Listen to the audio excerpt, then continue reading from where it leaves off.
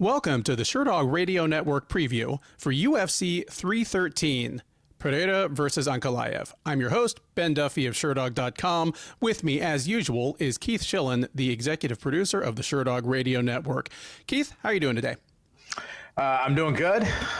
Thanks for asking. How you doing, man? I'm doing well. To those watching or listening, if you've been waiting for this show since Monday morning, apologies for the late delivery. I was feeling a little under the weather on Sunday, and when I presented it to Keith, maybe the idea of pushing back a day, he was A-okay with that because it has been a rough time on the mean streets of Rhode Island, as well as what it sounds like. No, it wasn't. So I listened to the recap show. Oh, where I said even though it's either girl softball or murder. Yeah, even though I haven't got to watch the card yet, and I heard it was a stinker, but it was not girls softball and it was not murder. It was wrestling all weekend. I was at the same building. I don't know, maybe 30 hours from Friday night till late Sunday afternoon. We had the Rhode Island High School Wrestling State Championship all day Friday, all day Saturday. And then we had the youth wrestling, youth and like middle school wrestling Sunday. So I was there. I was coaching all the boys and girls from the Mayo Quanchi wrestling team. I do want to say this. So maybe there was a little bit of murder because, we did it. Our whole team is a bunch of Bo Nickals, the entire team. The amount of state champions that we got this weekend is unbelievable. So I have a question. Is the Rhode Island State High School Wrestling Tournament, is it like the Masters in golf where you get to wear like a green jacket every time you walk in as like a former state champ? So they used to do this thing called the Parade of Champions, and it was a pretty cool idea where they'd have like former state champions, they'd call them out, but then it just got super long. People have talked about bringing it back, but like you have guys come in and they have to read the accolades. Well, he was the state champion in 1973, and then I think word get around, so like every year more and more people would participate in it. So I actually know the head of the like Rhode Island wrestling, and I was like, if you ever want to bring it back, like a lot of people like it, just announce like here's all your chances here, and just have us all walk out at once. You know what I mean? You go. Yeah. And one day my son will be. He'll be in that group too. He is absolutely killing it. So I'm very proud of him.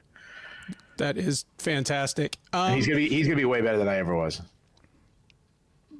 You heard it here first, folks. check out Rhode Island wrestling in about 10 years. Yeah. This card, the fact that we are recording a day late is no reflection on this card. I'll say that this does feel like a tale of two cards to me. It is. Okay. A sneaky, excellent main card, stapled to an okay undercard. Like this could be the undercard of one of the better fight nights of the year.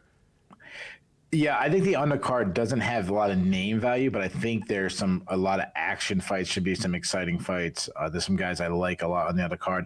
As far as the main card, yeah, I think it's like the first three fights is sneaky good. The co-main event.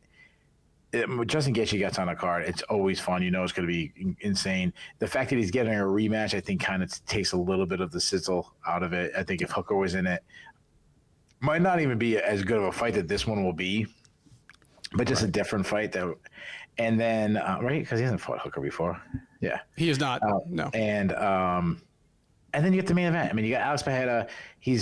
To me, when you think about stars in the sport, he's right up there. He's been the fighter of the year. I think it's 2 years in a row. He's been the fighter of the year. He's been the best thing that happened to MMA for the last 2 years.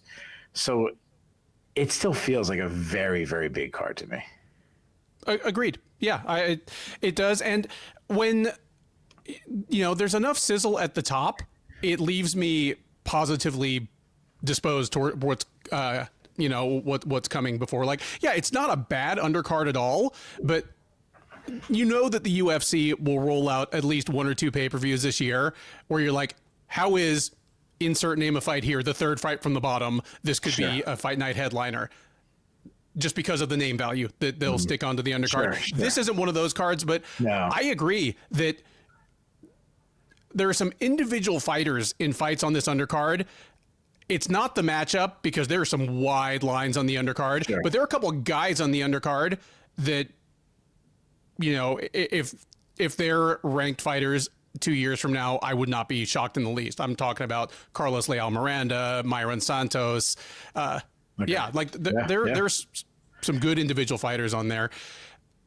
This is a big card, and with that said, I'm a little disappointed in you, Ben, because when we have something this big, how could you come in and disrespect it, not even wear a suit? You know what? I coulda, shoulda. They're hanging not far from me, but I wonder how many people didn't get that reference. Any other general thoughts on this one before we jump right in and tackle these prelims? Yeah, I'll give it like a B plus. I mean, to get an A, you got to have one of those like UFC 300 type cards where it's that historical. That's an A plus, but you get my point. And the UFC has kind of spoiled us because a lot of pay-per-views these days get 2 title fights, just as insurance in case one falls off. Yeah. Yeah. That's what I feel like. I feel like it's missing one fight from being an A. If you gave me even a lesser title fight on this, you had the flyweight title fight on the line or something like that, then I'd probably give it an A. But one thing I want to do, if it was still Gaethje Hooker, would it be an A? No. I feel like that's like the perfect third from the top fight. Yes. This looks like the perfect pay-per-view, but the co-main event fell through. Like if someone got hurt, and they had to pull the co-main event. That's actually, that's a real good way of looking at this one. But I will give the listeners what they want. We've been messaged, and I'm doing this live on air, so I'm putting Ben on the spot. Give me your most confident pick when you pick it. Not something absurd. Like, I don't know the line, so if I have something like the guy's a negative 700 favorite, I'll switch it. But like someone like under, I don't know, negative 250 or something. Okay, just when it comes up, give my right. I can do that. First up at UFC 313 is a hastily put together men's featherweight matchup between Chris Gutierrez and John Castaneda. Gutierrez, the 33-year-old Texan by way of Colorado, is 21-6-2 overall. He's 9-3-1 in the UFC and is coming into this fight off of a win. He fought just once last year. It was at UFC on ESPN, Tybura versus Spivak in August, where he took a unanimous decision over Kwang Lee.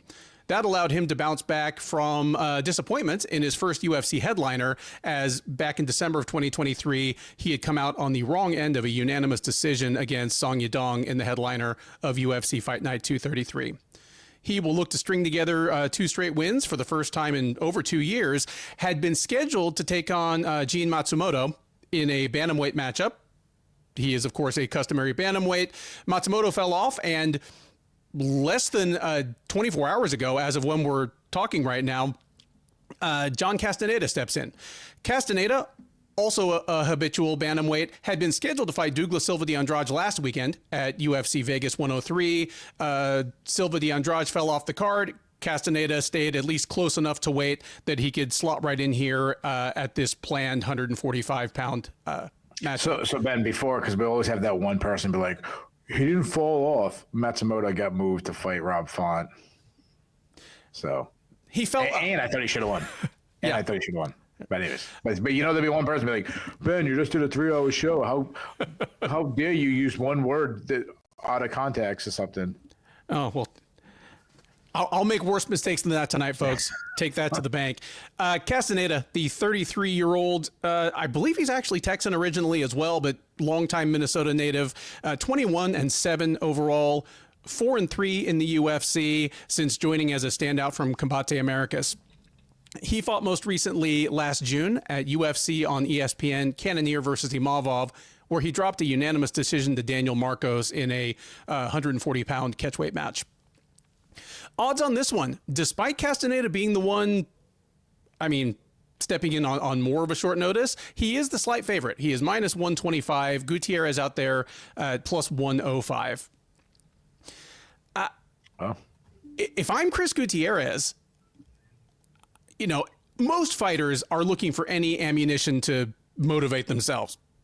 Every fighter in the world is like, nobody believes in me, nobody respects me. But Chris Gutierrez would have a point if he wanted to say, how did I go from headlining a fight night 14 or 15 months ago to being an underdog in the opening bout of the prelims 2 fights later. Oh, and by the way, I won my last fight.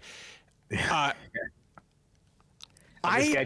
guy just weighed in a week ago, and he has got to do it again. Yeah, and yeah, he gets 10 extra pounds, but Still, I like this fight a lot. I mean, in terms of promising a fun, action-packed fight, I like it as much as I liked the Matsumoto fight. I like it as much as I liked Castaneda versus Douglas Silva de Andrade. But I've not jumped entirely off the Chris Gutierrez bandwagon yet. If you'd asked me 2 years ago, and let's face it, we talked about this guy 2 years ago because we've been doing this show for 5 years now.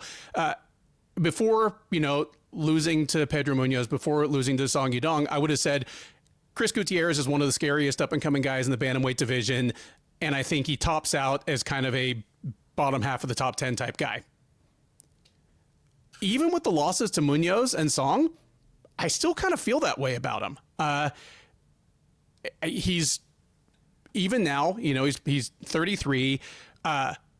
He is a sharp kickboxer, still some of the better leg kicks in the division. Like Factory X must just be hell on calves with people like him and Jonathan Martinez there.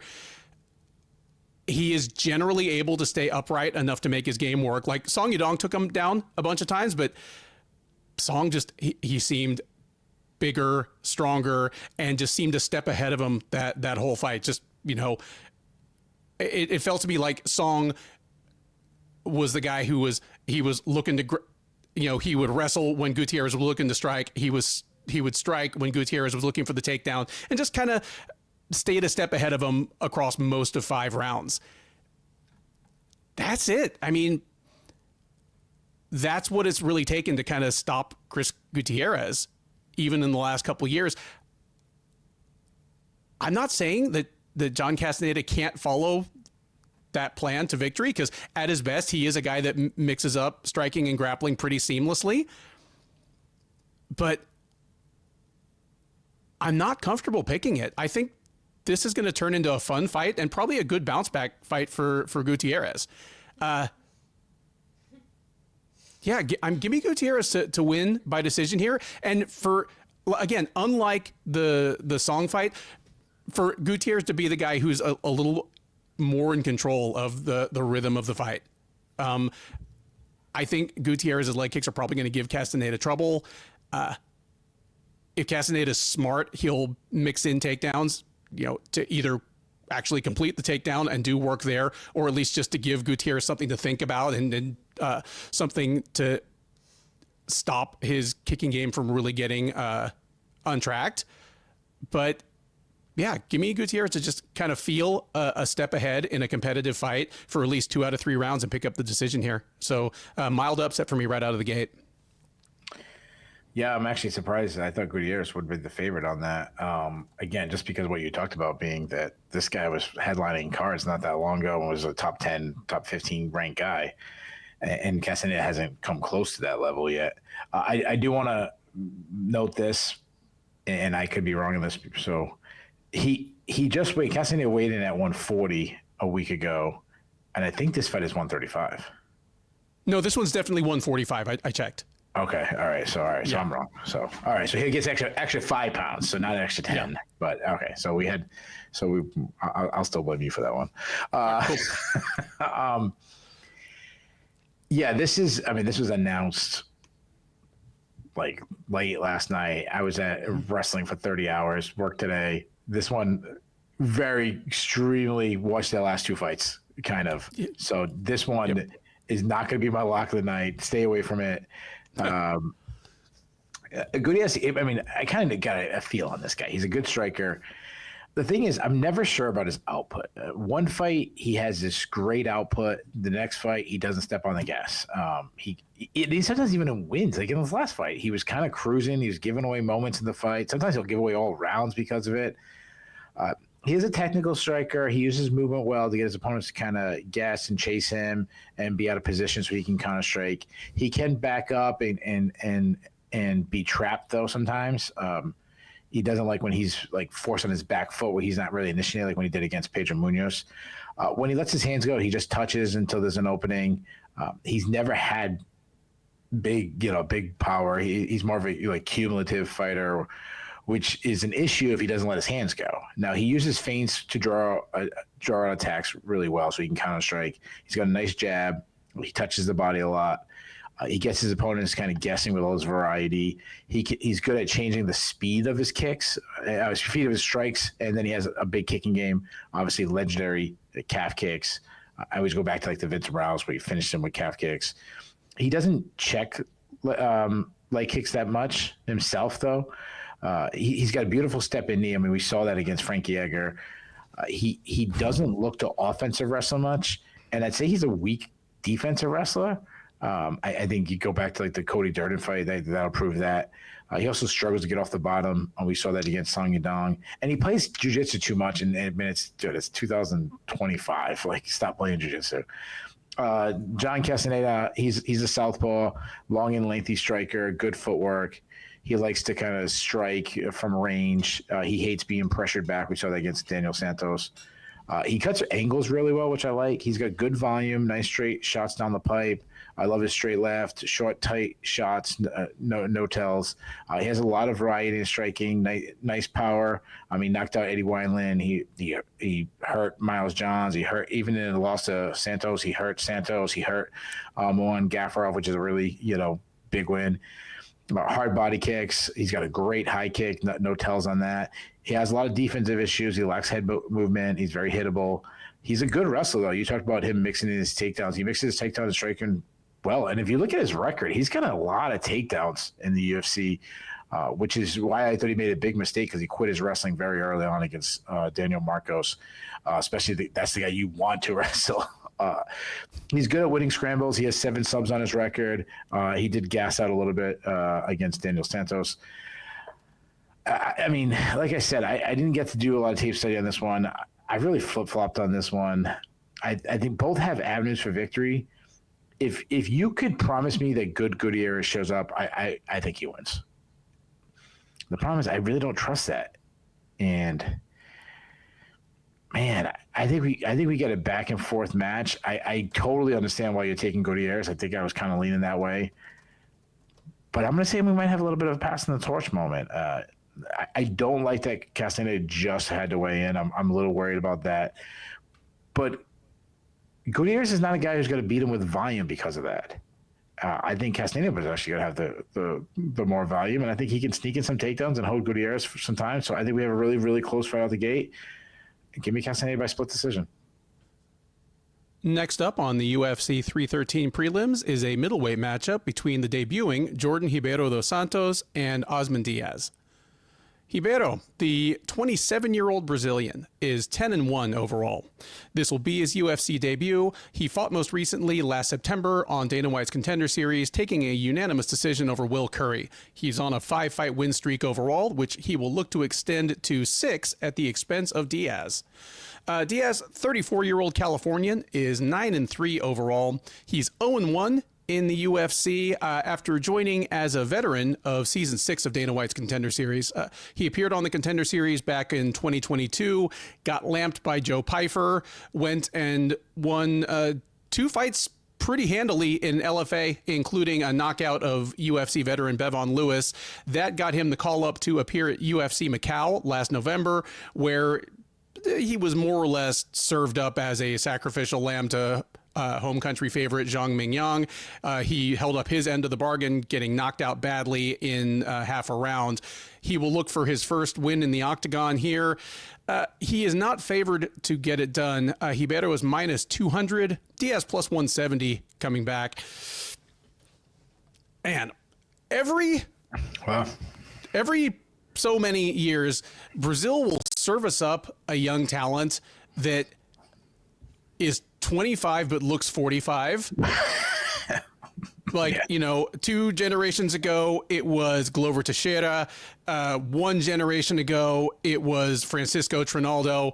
Djorden Ribeiro is the new version. The man is 27 years old, and he looks like Laurence Fishburne.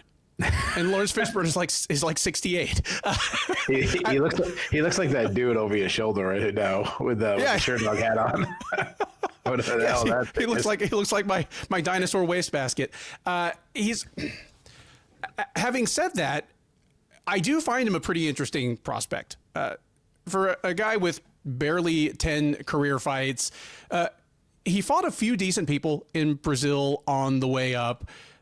While, I didn't think of him or Will Curry as lights out prospects when they fought last fall.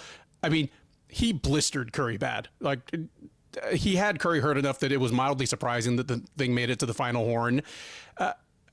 And this is middleweight. Middleweight is kind of, it's joining light heavyweight and heavyweight as divisions where the roster is depleted enough in the UFC, aging enough, and enough of the top guys have already fought each other that you can come in, win your first 3 or 4 fights, look impressive, and all of a sudden you're knocking on the doorstep of ranked opponents. If he's going to follow that path to prominence in the UFC, you couldn't ask for a much better debut opponent than Osman Diaz.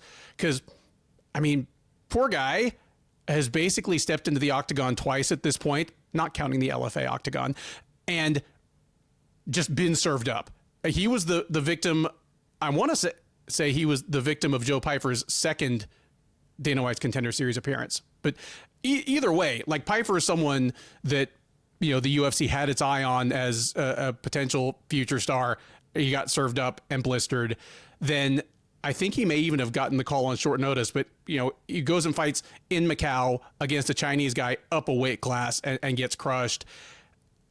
Here, this is, it might be the most evenly matched of his 3 octagon bouts so far, but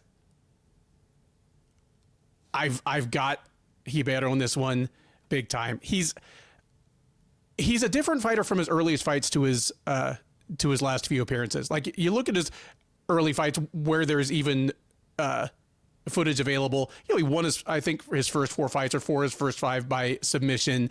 When you look at him over the last 2 or 3 years, he's clearly still capable of ground fighting, but he is a guy that prefers to kickbox and is a striker by choice and will go to the ground either when it's advantageous or when it's forced by his opponent. Like,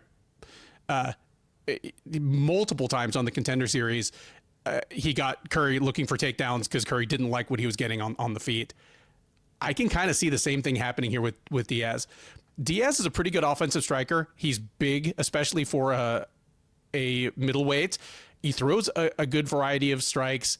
He has decent power offensively, but for a guy that's as big as he is, just like as big as he looks physically, he doesn't come across that physically strong. Like, Pyfer bullied him badly, and he has a lot of holes defensively.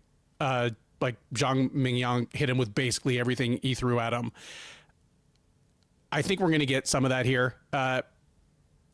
This isn't a fight that's going to tell us a whole lot about Djorden Ribeiro, his ultimate upside.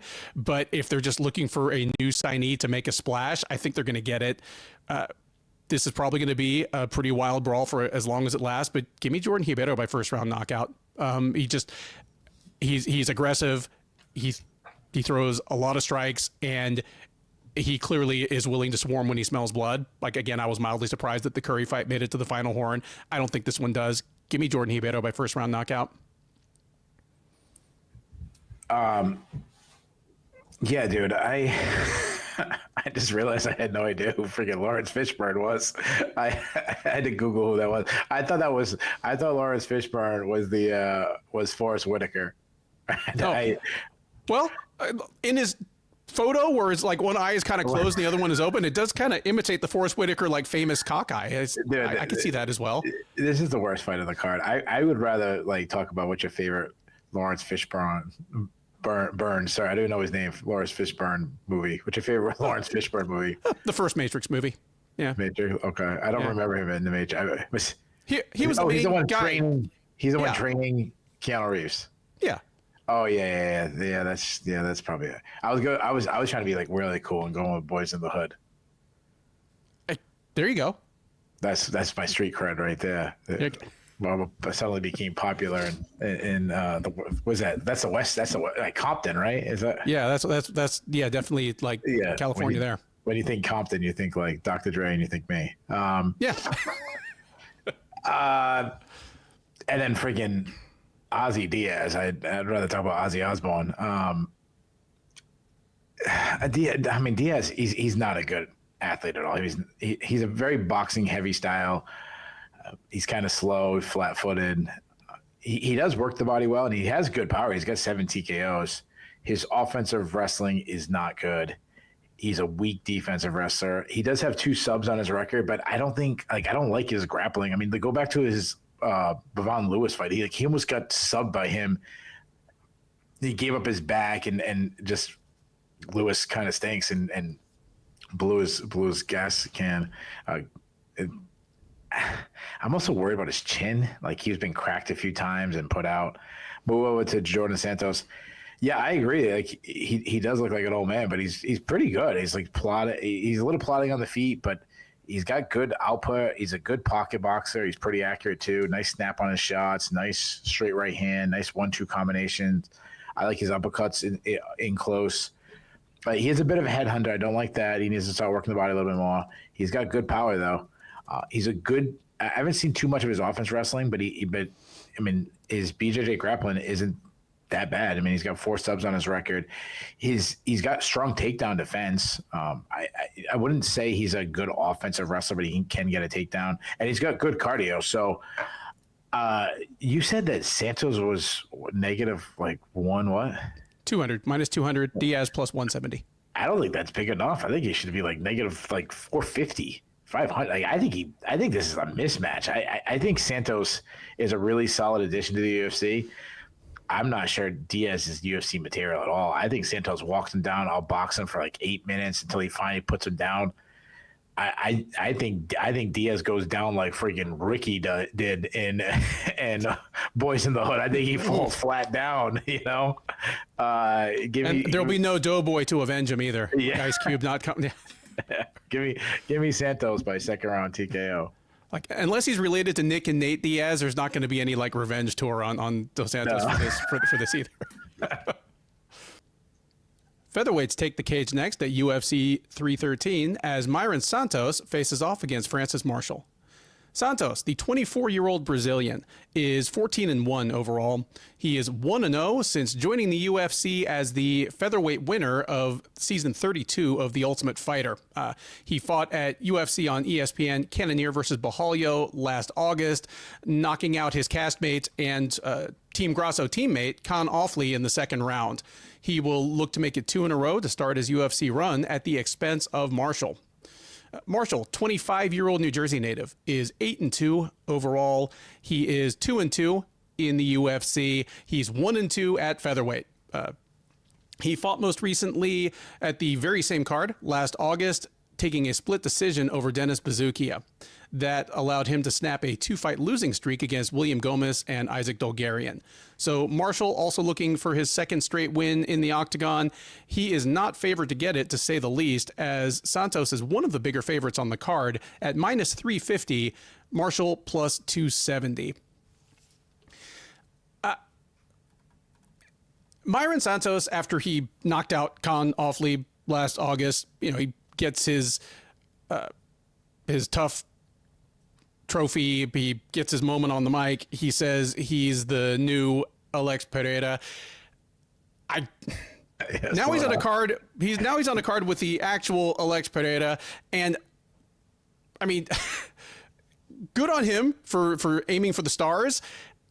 I don't know if he's that, but as a young, explosive, exciting knockout artist in one of the sub-lightweight divisions in the UFC, he is definitely a welcome addition in my book. And while, again, I'm not sure where he tops out, he's not a guy that immediately screams future top 10 fighter to me, but stylistically, this is about as friendly a matchup as they get for him, I think. Francis Marshall came to the UFC undefeated, but I think you and I both felt that, okay, yeah, he's a pretty solid fighter. He's a fun prospect. But in terms of the O in the loss column, he's probably someone that just hasn't run into the right opponent yet. He ran into a couple of the right opponents, but you know what? If all we know is you're better than Dennis Bazookia and you're not as good as Isaac Dolgarian or William Gomez, that covers about 95% of featherweights in the UFC right now. The problem for me is stylistic.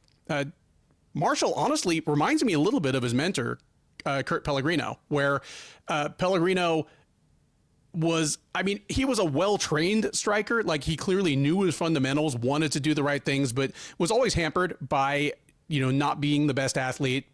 Faster, crisper strikers would tag him up badly. He was a very good, reliable grappler who didn't always have the best avenues to get the fight to the ground at the time, place, and position of his choosing. Like, yeah, he reminds me a little of Kurt Pellegrino 2.0. That's going to be a problem here because he's going to be at a serious deficit in speed and power on the feet. And while I would certainly be open to seeing what happens if Marshall can get Santos on the ground, I think he's going to struggle to get it there. Like, the interesting thing about Santos is he struggled in his fights on tough. Like, he destroyed Khan Offley at the finale, but there was a solid chance that he didn't even make the final. I think one of the fights was a majority decision. And while I wasn't scoring the tough fights round by round, it wouldn't have been out of the realm of possibility for him to have lost that decision. So there are guys who are going to be able to take advantage of that, at least unless Santos keeps improving at age 24. But here, I think he's going to start tagging Marshall badly early. I think the power is going to start telling right away. And whether Marshall starts selling out for the takedown immediately or waits until Santos starts hurting him, I don't think it's going to make a huge difference. Give me Santos by second round TKO here. And I think this will be one of those fights where it looks for a minute like Marshall might not even make it out of the first round. There are people in the UFC featherweight division that Francis Marshall can beat. I wouldn't be surprised if he sticks around for a while longer. But in terms of people that are roughly in his same neighborhood, rankings-wise, matchups don't get much more unfriendly than this. Yeah, I've got Mairon Santos in this one big. Yeah, I will say this. Like, I'm not surprised Santos is such a big favorite because, I mean, the guy really is a good prospect. I got to go back to the last fight. I just can't believe my man Santos isn't a bigger favorite against freaking Mr. Diaz over there. I mean, that guy, that guy's gonna beat me up because I think he stinks. I'm so lost. I'm still, my brain is still flushed from this weekend. What I like about Francis Marshall is he's only 25, so I do like that a lot. He's got a lot of experience for a guy who's 25, like a lot of experience in the UFC already. He's a high volume striker on the feet. So like you said, like, will he? If he loses, will he get caught? He's an action fighter. Like, he's usually pretty fun. He marches down his opponents. He doesn't like when he's the one being pressured back. He's definitely, like I said, he's a high volume striker, but he's not a technical striker. He throws, a lot of hard shots. He does throw some straight shots, and he's got some good zip on his shots, and he has good power. I mean, we saw that against Marcelo Rojo. He hurt Dennis Bazooka in their fight. But he swings for the fences a lot, and he has tons of defensive issues. He lacks head movement. He keeps his chin high in the air. He stands tall. He's a guy who's willing to eat one to land one.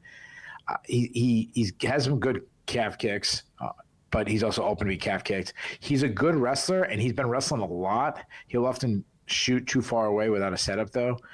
He does look to like pass position when he gets on the ground, which I like. He's good grappling. He's got good back takes. He has a submission threat.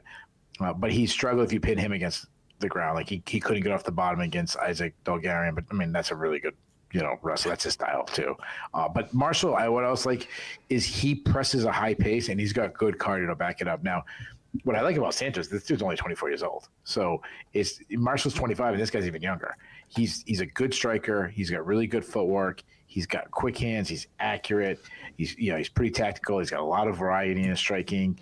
Nice power. I mean, I don't think he's Alex Pereira, but I mean, he did knock Khan Offley bad. Like he knocked him out bad. So like I can see getting caught up in the moment.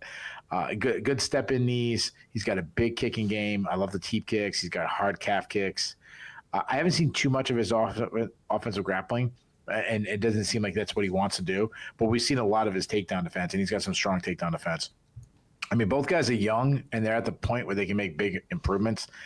But Santos is way more technical. Marshall's better try to wrestle him and wrestle him a lot. And I think he's gonna. And I think he might get a takedown or two. But when they're on their feet, I think Santos batters him. I think Santos hurts him. I think he might be yelling that I'm better again, because I'm with you. You said second round knockout. Mm-hmm. We're picking exactly the same way. I say he finishes in the second round with something big. Give me Santos by second round TKO. Next up on the UFC 313 undercard is a welterweight matchup between Alex Morono and Carlos Leal Miranda. Morono, the 34-year-old Houstonian, is 24-11 with one no contest overall. He's 13-8 with one no contest in the UFC, and he is on a two-fight losing streak, the first losing streak of any kind of his entire career. Going back to last June, he has decision losses to Nico Price and Danny Rodriguez. So the most recent of those, the Rodriguez fight, was at UFC Fight Night Royval versus Tyra in October. Morono's back about 5 months later, looking to snap that losing streak. He will have to surmount the challenge of Carlos Leal in order to do so. Leal, 30-year-old Brazilian, is 21-6 overall. He is 0-1 since joining the UFC as a multiple-time contender in Professional Fighters League. Worth mentioning, well, you know what? I'll get to that when we get to it. At any rate, his UFC debut was at UFC 308 last October. He dropped a unanimous decision to Rinat Fakhretdinov. So he is looking to bounce back from an unsuccessful UFC debut, beat the veteran Morono. To say he is favored to do so would be an understatement. He is easily the biggest favorite on the card, and one of the bigger favorites you'll see in the UFC all year, as Miranda is minus 725, Morono plus 450 coming back. Damn, dude.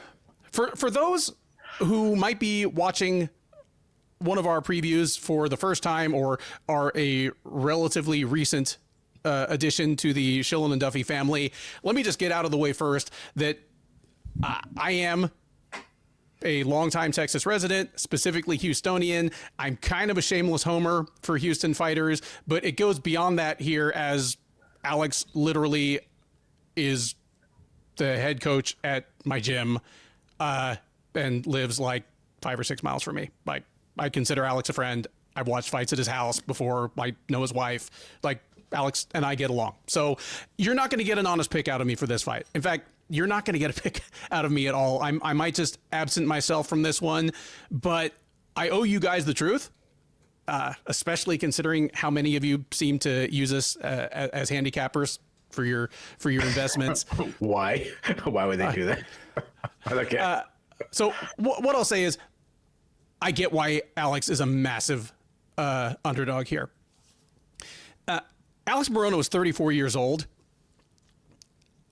It's a crowded field, but I'm comfortable saying he is among the oldest 34-year-olds in recent memory in the UFC. He's always had a blood and gut style, going all the way back to LFA and Fury here in Houston before he got the call to the UFC. I mean, he's a guy that he won a lot more than he lost, but he lost and he got knocked out and he got tagged up a lot even in his wins, you know, while, you know, even during his regional career. In the UFC, he carved himself out a niche as one of that cadre of action welterweights that always seem to be kind of floating around just outside of the rankings. And in his case, it's always been a little unique because he is a Brazilian Jiu-Jitsu black belt. At this point, I believe he's a 3-stripe black belt. He owns a Gracie Baja location. I promise you, he knows his jiu-jitsu very, very well. And yet, until fairly recently in his career, the floor was absolutely lava for this guy. In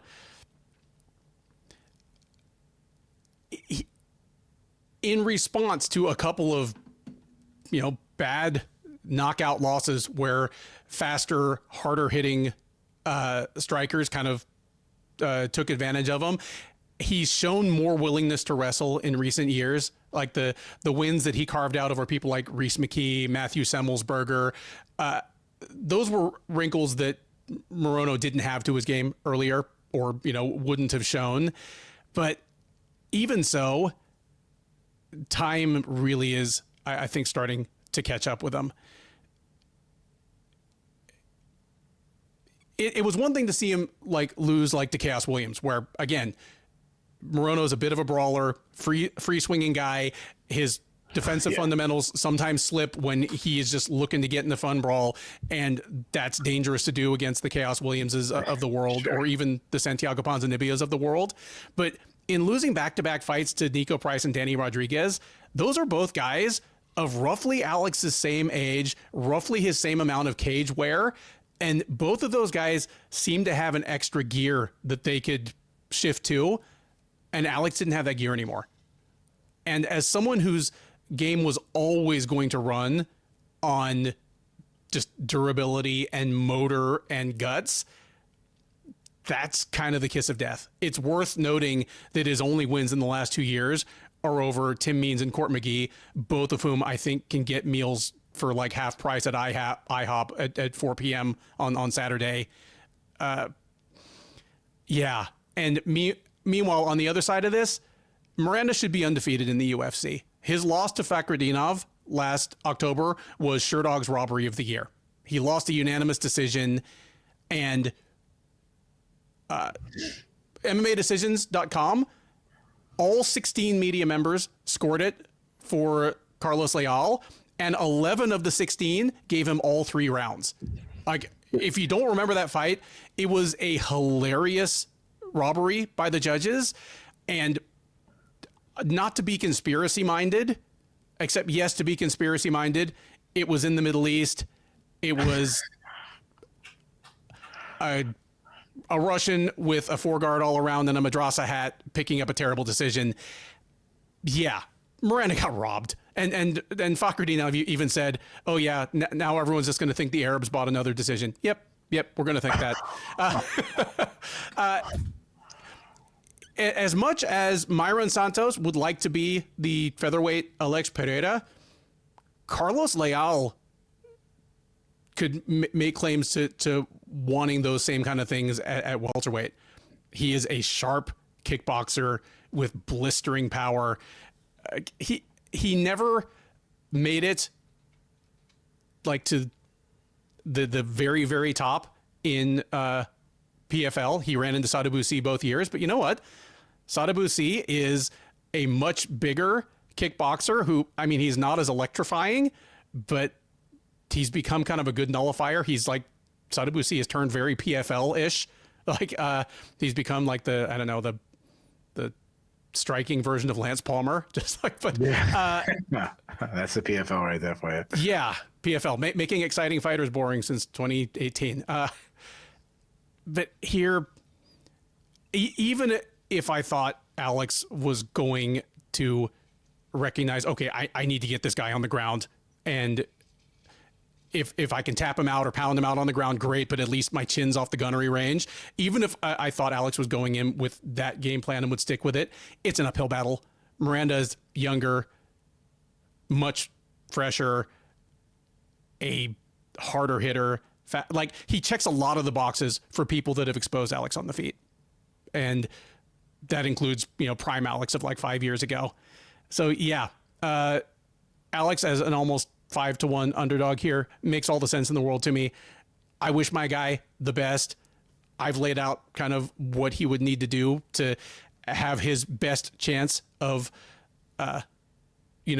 scoring the massive upset here. Let me flip it to you, Keith. What do you got?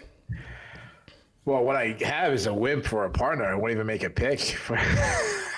No, I obviously I'm joking. I actually was the one who suggested to Ben that he doesn't have to pick his Morono by Peruvian necktie in the 3rd round. Yeah. I remember writing an article years ago ranking. It was actually for the PFL, their first season, ranking. I think it was welterweights at the time, and I grew up with Nate Andrews, so I put him dead last, and I wrote, "This is not where he belongs." And I gave him a big write up, and I said, "But I'm not going to rank my friend, saying he's the 7th best, the 3rd best, whatever. You figure out. I'll give my assessment. You can decide what you think where he deserves to be." So, just because and this is his coach, so Nate wasn't beating me up, but Alex could. I think he could take you. There's a lot of things I do want to say. Alex's kids could tap me out. You mentioned the PFL. It just reminded me of thinking of, I've covered some PFLs.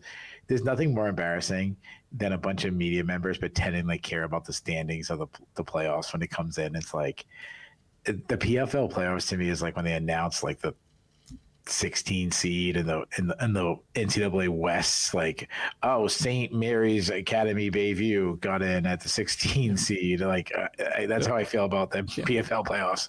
There'll be 28-point underdogs to Connecticut in the first round. Yeah. I like the play-in game where they have like, oh, Bishop Hendrickens going against Bayview, and like, oh, cool. Yeah. Two teams I never heard of for the right to play Gonzaga. And yeah, exactly. You said that Nico Price is. You said that Alex Morono's 34 and Nico Price is around the same age. I think you're confusing. Nico Price is 35. 34 is the amount of kids he has. So I just want to make sure I don't want to mix up those numbers. I know it can get a little tricky. Well, it sounds like Nico needs to get to work. Like, I need those numbers to be the same so I don't make any mistakes. So you know what, dude? You just laid out everything for Alex Morono, and I got these long notes, and I'm like, does anybody really want to hear what I think he does? Like, you literally train with him and gave the pool point on the guy. So I'll skip right to Carlos Leal. You mentioned my number one thing about MMA decisions. Like, he should have won his last fight. I don't know if I gave a scorecard for that, but I scored it for him. He is a little plotting, but even though he's plotting, he's not a bad athlete. He can fight out of both stances. Though I actually do prefer him in the southpaw stance. He needs to improve his volume, though. He is accurate. He hits hard. He's got 10 TKOs, hard calf kicks, quick high kick, likes a flying knee, likes some spinning attacks. Now, defensively, he'll pull his head straight back to avoid strikes. Not much of an offensive wrestler. And he doesn't really look to wrestle much, but he showed in his last fight. He's solid takedown defense. If he gets the fight to the ground, he has a few subs on his own. I'm rooting for Alex Morono. I mean, this is my partner's coach. Like, I want good things to happen to my friends. I'm sure you'll be cheering for him really hard. But I think your boy's getting his ass whooped. I hope I'm wrong. I really. Yeah. I'm not one of these people like, oh, take this to the bank and live and die by my picks. Like, I really just my favorite thing to talk about is what I root for is what my favorite thing to talk about on the recap show, and I like to see my boy be excited for. The problem is Alex is tough that he actually might make a decision which would be really bad against Leo because he'll get battered for 15 rounds. 15 minutes, excuse me. Actually, no. It'll feel like 15 rounds. Yeah, Morono, he probably could go 15 rounds. I think it's time for him to retire. I think he might be washed. And I say Leal's going to put him out. Give me Leal by second round TKO.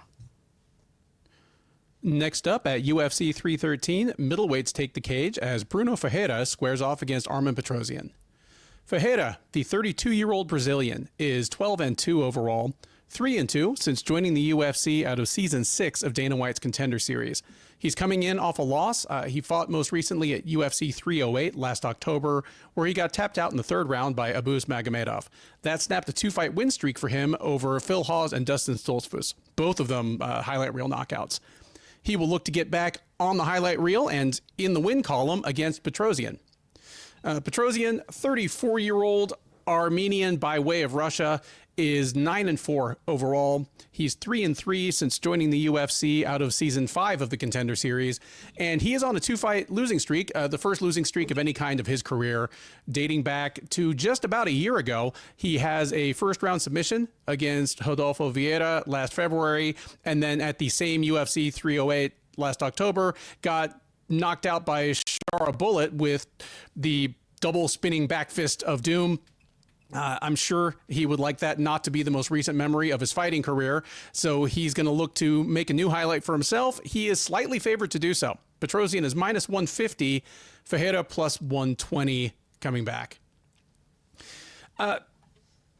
Two exciting but flawed middleweights square off. Who comes out on the good end of it, Keith? I think the fans do. I think this is a really fun matchup. I mean, Brunno Ferreira is always in fun matchups. He's obviously a blitzing action fighter. He's a southpaw who does actually fight out of both stances, though. He's a boxer that is very explosive, not technical at all. He will set up his shots with feints, but then he just loads up where he's trying to take people's heads off. He has serious power. His short right hook, when he cleans it up, when he keeps it in tight, is from the southpaw stance. It's actually his best punch. It's kind of his kill switch. He's got 9 TKOs. When I said he isn't technical, while he loads up, it's his defense that's even worse. I mean, his defense is bad. He eats a lot of shots. He keeps his chin high in the air. He doesn't check leg kicks at all. If he closes the distance, he's not bad inside. Like, we think of him as this big power puncher, but he's got a judo black belt. We saw him use some judo against Phil Hawes, which I thought was a good sign for like kind of maturity. You know, this blitzing power style can only go so far in UFC. He's got some nice entries when he actually decides to shoot. He is a submission threat. He's got 3 subs on his record. He's got weak takedown defense.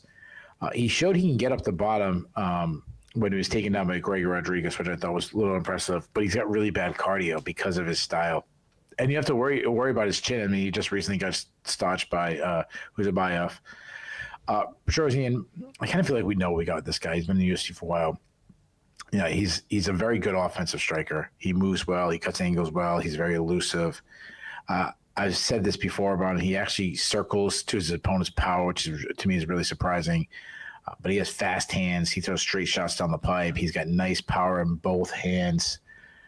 He's got a nice kicking game, hard kicks to all areas of the body, head, calves, stomach. Like he's ripping everywhere with his kicks. He can close the distance and do well in the clinch if he's the one initiating it.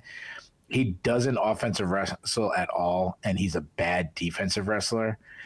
He does do pretty well to work back to his feet, though he was quickly submitted by Hidalgo Vera. But I mean, that's obviously a very special grappler. He has good cardio. I mean, he'll keep working the whole 15 minutes nonstop.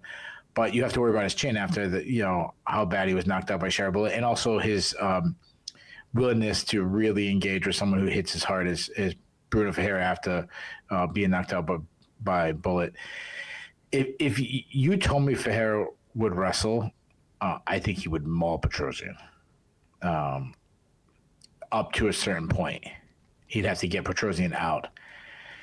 But I don't know if he'll do that. I think Petrosyan is going to pick him apart from range, from distance. I think he's got to batter him with kicks, and then I think he's going to put him away with one big blow. Did you say Petrosyan was a favorite? Just slightly. He's minus 150. Okay, I'm glad that this is close because there was pretty avenues for victory. And I think both people have showed like elite ability in the past. I'd say Ferreira gasses out, and that's when Petrosyan really lets his hands go, lets his kicks and his punches go, and he puts out Ferreira in the second round. Yeah, I like that you said that you see obvious routes to victory for both guys. Like, for one, when you are built like Brunno Ferreira and you come forward like he does and swing like he does, you can always catch somebody clean. Like, look no further than his UFC debut against Gregory Rodriguez. Like, I guarantee you, he cannot go to Grizzly Bear. Like, he's freaking absolutely. I guarantee Gregory Rodriguez wants that fight back. Like, I'm most people who lost in the UFC think they beat the other guy in a rematch, but I'm sure Gregory Rodriguez has watched the rest of Ferreira's fights and been like, dude. yeah, absolutely. So there's always that chance. Petrosyan, despite being a kickboxer by training, a guy with professional kickboxing in his background, he's shown that he can be caught. He's shown that he can be hurt. So there's that route. And then there's also the Ferreira ought to just jump into the pocket unload a flurry of punches, and then put his hands on Petrosyan, haul him to the ground, and start doing work from there. Like you, if I knew he would do that, I would like his chances better here.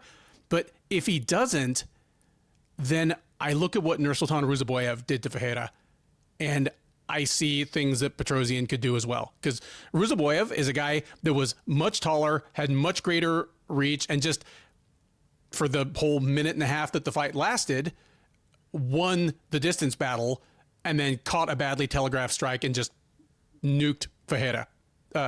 Petrosyan could do that as well. I don't think he will. I don't think he'll be that aggressive in the early going. I think he's going to be wary of Ferreira's power. I think he's going to be, especially considering what happened to him in his last fight. I like your pick here. I think Petrosyan takes over probably late first round, maybe starting in the second. That should be just as Ferreira is probably starting to slow down a little bit. And once Ferreira slows down a little bit, he is going to present much, much less threat to Petrosyan. It'll be that much easier for Petrosyan to keep the fight at his preferred distance, see the slower strikes coming from Ferreira, slip, counter. I think he starts tagging him up at will in the second round and ends it there as well. So give me Petrosyan by second round TKO as well. Next up on the UFC 313 undercard, men's flyweights take the cage as Josh Van faces off against Rei Tsuruya.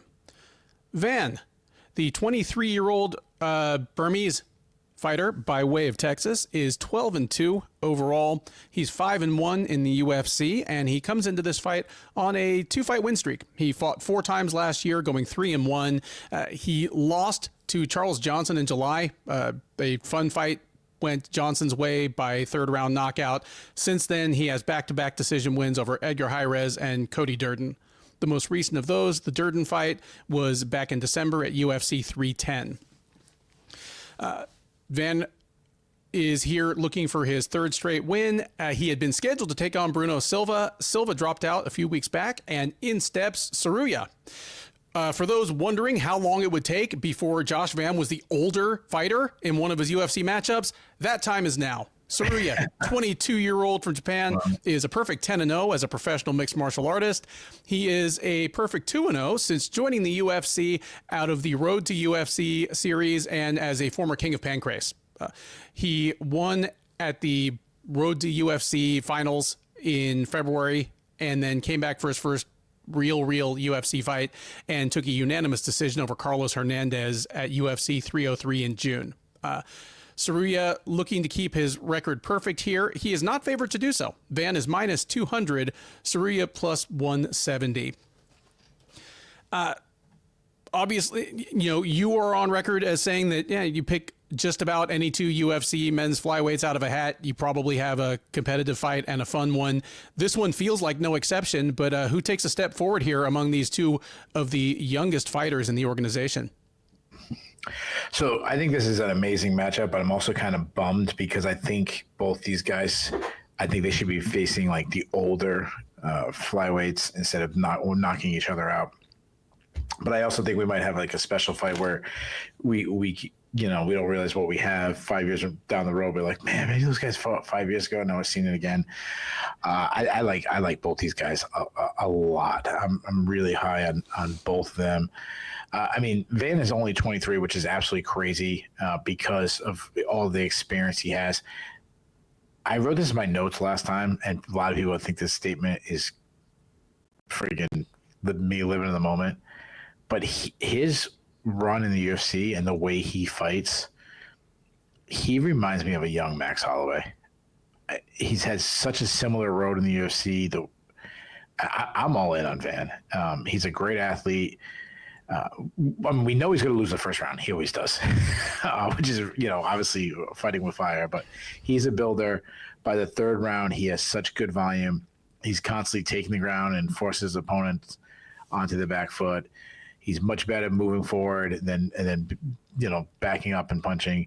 But his boxing is off the charts. It's so good. He is such a good striker. Very technical. He sets up his shots well with feints, fast hands, accurate. He works behind like an incredible jab. I'd say he has plus power, and which is pretty impressive because he's not even in his power years yet. I shouldn't say good, great body puncher. Some of the best body punching I've ever seen was against Kevin Bojas, and then he did the same thing against Felipe Boons. And then even like in the loss against Charles Johnson, he was beating up Charles Johnson to the body. Big kicking game, and he throws a lot of teep kicks. He'll throw some naked ones, so leave him to be open to be countered. But he's kind of fearless with that. I like his step and knee. I mean, it's obviously one of my favorite things. People know that's one of my favorite techniques. He's a good wrestler too. I mean, while his boxing gets all the credit, he can wrestle. He's got some quick entries.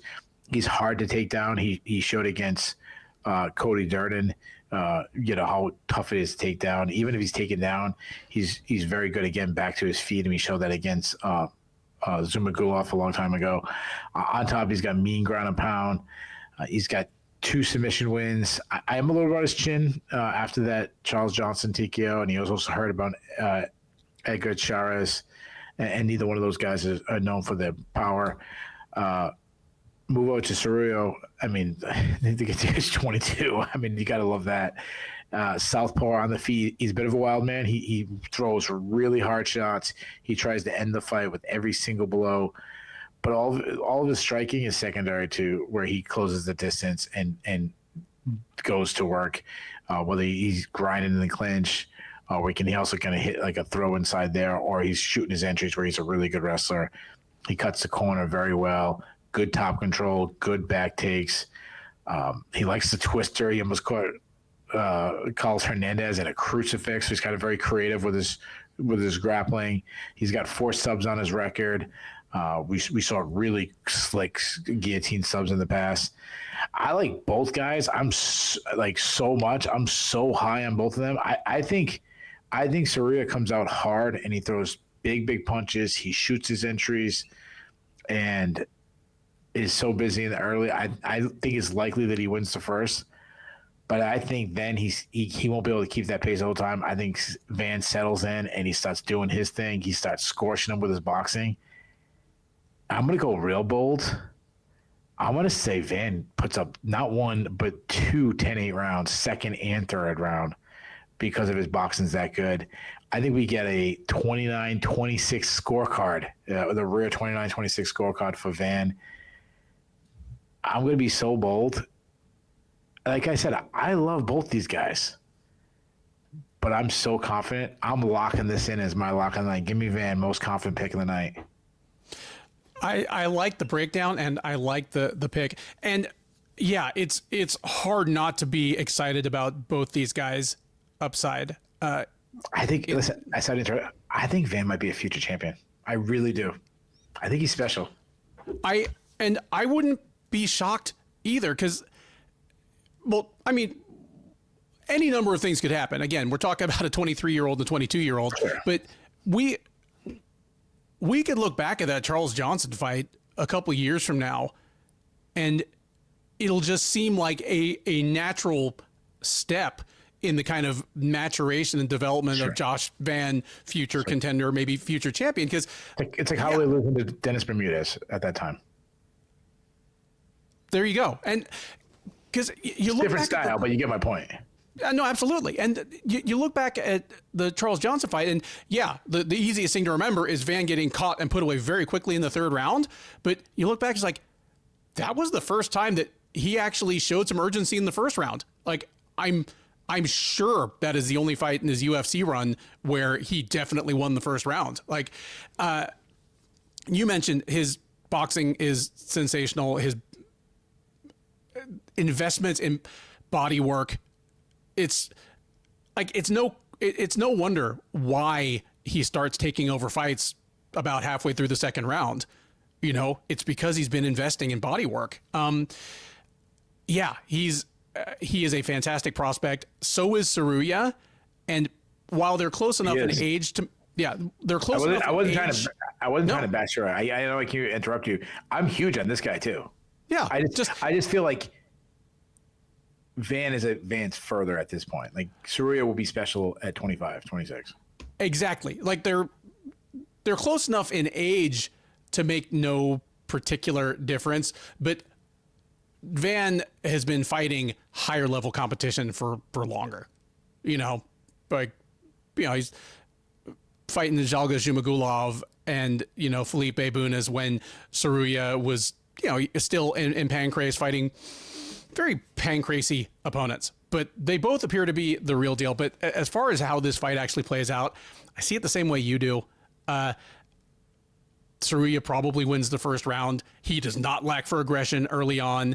And he's not the same kind of maniac that Terrence McKinney is, but a similar thing in that he's aggressive in the early going and he is open to wherever it goes. Like if it turns into a brawl, great. If it turns into a scramble, that's fine too. He has a deadly front headlock series. You mentioned he has some, some great guillotine submissions, some like ninja choke submissions in Pancrase. So it's not just a matter of losing the first round. If Van is really slow out of the gate, like if he's on that Donald Cerrone thing where it's like, did you even warm up? He could actually get caught and this thing could be over. I'm not picking that though. I think I see it about like you do, where it's going to be a hell of a fun fight for 3 rounds, but the story of the fight will be Van gradually taking over. And if it really starts going downhill badly, if this is the first time Tsuruya has faced this kind of resistance and just doesn't know quite what to do about it, we could see 10-8 rounds. We could see a late finish for Van. I'm going to say this goes to decision as well, but there's no question who has the momentum by the end of it. Next up at UFC 313 is the top prelim and the lone heavyweight fight on the card, unless Amanda Lemos really, really lets herself go this week. It is Curtis Blaydes welcoming Rizvan Kuniev to the UFC. Blaydes, the 34-year-old Oklahoman by way of Illinois, by way of Colorado, is 18-5 with 1 no contest overall. He's 13-5 with 1 no contest in the UFC. He has alternated wins and losses over his last 4 fights, but in fairness to him, the losses have been to Sergey Pavlovich and Tom Aspinall. The most recent of those, the Aspinall fight, was at UFC 304 last July. He will look to bounce back from that loss. He has still never lost back-to-back fights over his entire career against the debuting Kuniev. Kuniev, 32-year-old Dagestani, longtime training partner of your headliner, Magomed Ankalaev, 32 years old, 12-2-1 with 1 no contest overall. This will be his UFC debut, but he appeared on Dana White's Contender Series back in season 5, where he won but was not signed. Then he made an appearance in PFL in 2023, where he had a decision loss to Hernan Ferreira that was later overturned when Ferreira tested positive for something. And then appeared again on the Contender Series last August, knocking out Hugo Cunha in the first round. That was enough to get him signed to the UFC. Here he makes his debut, and unsurprising perhaps against perennial contender Blaydes, he is not favored to win. Blaydes is minus 300, Kuniev plus 250 as your underdog. When I think about this fight, when I think about this matchup, it takes me back to when Brock Lesnar debuted in the UFC back in 2008. He debuted against Frank Mir, and I remember amid the build up to the fight, and obviously, Okay. obviously, with this. Okay. Well, it's a weird, more of an obscure one, but in the midst of all the usual promotional stuff you would hear, because again, we're talking about a former and future professional wrestling superstar against a guy in Mir who is happy to flip back and forth between being a cerebral analyst and talking some wild shit. But I remember Mir saying, I don't like that it's this easy to get a fight with me. Like he felt he was still like a title contender, and he didn't like being the guy to welcome some unproven new commodity to the UFC. I hope that in, the suburbs of Denver where he is training right now, or now he's in Vegas, of course, but when in camp, he was just saying that it should not be this easy to get a fight with me. We're talking about Blaydes. I think you said that. I think you're going to say that Kuniev's going to get on the mic and say, "I want a Coors Light, Coors Light, and get on my wife." I don't even know if he's married, but Blaydes, he just turned 34 years old. I mean, he's still pretty young by heavyweight standards, even though he has, this will be his 20th UFC fight. He is one of the most accomplished heavyweights of his era. He's on the short list of greatest heavyweights never to win an undisputed title in the UFC. And not to say he can't strike, but he is as close to a pure specialist as you're going to find in the modern sport. I mean, I think he is without question the greatest heavyweight wrestler in UFC history, maybe in all of MMA history. And the route, I think I'd still give it to Randy. Not in DC. It's tough because both those guys, you don't really think of them just as a heavyweight, right? No, it's and not credential. And obviously, you're not talking about credentials. No, because like Randleman or right. No, but just like in terms of effective MMA wrestling in their UFC. I just want to put that out there before people like, dude, what are you talking about? Mark and Schultz. If people disagree, they're welcome to come out. Mark Schultz was Olympic gold medalist, like, and stuff like that. So I mean, if DC is in the discussion for the greatest, what does that make John Jones? Yeah, that's true. All right, Blaydes, definitely in the discussion for the most dominant offensive wrestlers in the history of the sport, especially at the heavyweight level. But despite the improvements he's made, because his striking looks worlds better than it did 7 or 8 years ago. But the routes to beating him have always been the same: either fight off the takedown or get back up and hit him once hard enough to stop him. Like that. That's it. I think that's pretty much the same instructions, like, you know, for when you go on a safari and you're trying to kill a rhino, you know, like that's basically what has stopped him, from Francis Ngannou to Derek Lewis to Sergey Pavlovich and Tom Aspinall. So the real question here is, can Rizvan Kuniev do that? Or do you think that Blaydes has, you know, magically aged 10 years in the last 8 months? Because if you don't think Rizvan Kuniev is the kind of guy that can stop Blaydes' takedown, or at least, you know, get back up and survive to try again in the second round like Derek Lewis did, then Blaydes might as well be a minus 1,000 favorite, because you know exactly what you're going to get. You're going to get him, you know, sticking out his jab and cross, you know, boxing for a minute, shooting a takedown within the first 2 minutes when he feels like it's the right moment, setting up shop in half guard, chipping away with enough short strikes to keep from getting stood up. And if he feels like his opponent is starting to get too comfortable down there, he will open up and it can turn into a bloodbath, you know, like let's say his fight with Overeem did. I don't think Rizvan Kuniev is that guy. Like, Kuniev is a striker by preference, and we're probably going to have a little bit of a discussion, if not debate, in an hour or so over whether Magomed Ankalaev's wrestling is overrated just because he's a Dagestani with, you know, a Dagestani foreguard. True. I don't think anyone's even out there saying that Rizvan Kuniev is the heavyweight Khabib. Like, no one's saying that.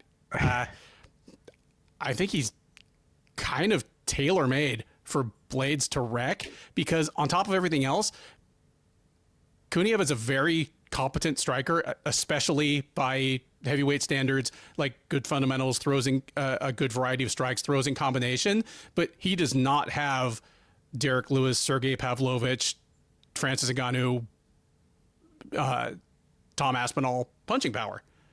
Like, his knockouts tend to be him wearing people down and then unloading combinations on them. I haven't seen that happen to Curtis Blaydes. So this for me is my most secure pick. I've got Blaydes in this one. I've got him big. And I'm going to say this one doesn't make it to the final horn. Give me Blaydes by third round TKO after winning the first 2 rounds. It maybe just turns into the Overeem thing, where a ho-hum top control special turns into a crime scene in just seconds as Blaydes finally just postures up and drops a couple nasty elbows, and this shit's over. Yeah. Dude, the UFC hates Curtis Blaydes. Like you said, they either put him against people who want to rip his head off and can, or they put him on the prelims against a UFC newcomer making a debut. And this guy, I mean, we a newcomer who's probably only on the card because his homie Ankalaev is in the headliner. He's his +1. Yeah. Kuniev. So let me start with Blaydes. I mean, we've broken down Blaydes down so many times. I mean, he's this huge, really, really big heavyweight. He's more well-rounded than he gets enough credit for. He's a better striker than people think. He sets up his shots well with feints. I like his straight right. He has nice power. I mean, he knocked Chris Daukaus dead. His one issue, the big issue has been him is that sometimes he's still too confident and he doesn't have the best fight IQ. Like he stayed in the pocket and slugged out with some big ones. I mean, I remember when he slugged it out with Sergey Pavlovich. I'm like, what are you doing, dude? He also shoulder rolls, which I usually, I've never really been a big fan of, and especially not at heavyweight. Like, you know, these guys. The thing about shoulder rolling is deflecting punches and not getting caught clean. But that big crackers in the division don't need to land clean at heavyweight. You know, he's been knocked out tons of times. You have to worry about his durability. I like his kicks. Like, he says these like big leg thundering, like just they just look like they hurt every time he kicks somebody. You mentioned he's a really good wrestler. I mean, yeah, I kind of was like dick a little bit when you're like best wrestler in heavyweight division. I just started naming people, but yeah, I heard you name a bunch of light heavyweights. We're still good. Yeah. Well, I didn't want to be like, well, Brock Lesnar, but yeah, when you add in like the takedowns and how long he's been able to do it in the UFC, it's a hell of a feat. He's definitely one of the best wrestlers in the history of the heavyweight division. Which the most impressive thing is that he's not considered to be that credentialed when it comes to wrestling. You know, obviously, like what he's accomplished is really good. But I mean, like, when you talk about the grand scheme of the highest guys, when you think of your DCs, your Randys, your Division I All-Americans, your Division I, a couple national champions, you got Olympic champions, and it's Curtis Blaydes that, you know, some people consider the greatest heavyweight wrestler ever. So he's got quick entries. He cuts the corner really well. He blasts through his opponent's hips well. He gets on top. He's got smothering top game. And we've seen him out-grapple strong grapplers, and like Shamil Abdurakhimov just kept him down, and the guy looked like he never wrestled in his life. He also, the way he does it, he has no issues with stalling. Like, he doesn't care if you boo. You know, he'll slowly work inch by inch to better the position instead of losing control. Once he gets his opponents tired, that's when he starts unloaded mean ground and pound, and he has some of the best ground and pound in the sport. His cardio has been inconsistent at times. It's something that's just kind of him just working for the takedown a little too much. But this is only 3 rounds, so it shouldn't be an issue. Kuniev, I do think Kuniev is a good addition to the UFC. He's a really big heavyweight. Though when you look at him, he's a little extra fluffy in the midsection. I think he'd be, instead of being like 265, I think he'd be better if he was like 245.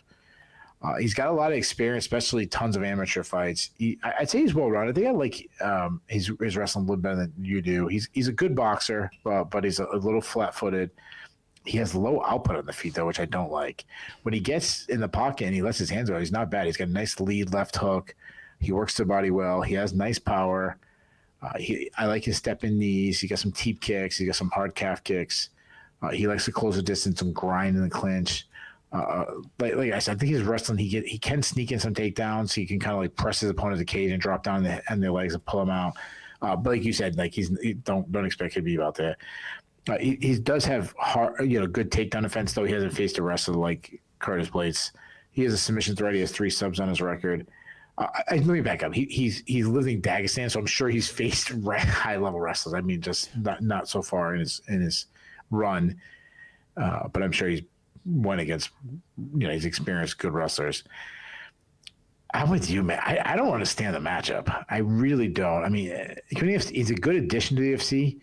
But going from let me ask this: Did you see anything from him that makes you think he's ready for a top 5 guy? No, that's why. That's what my thing is. Like Like, could he be one day? Sure. But going from the Contender Series matchup to Curtis Blaydes is insane. I mean, that's as big of a jump than any. I mean, I'm sure there's other ones. I know people could, but I mean, it's like it's in that category of like if we're naming guys who have the biggest jump in competition of all time. I mean, this is right up there. I mean, this is crazy. You know, I'll say this: this is a bigger jump. Matt Serra fought Chris Lytle and then fought George St. Pierre. Sure.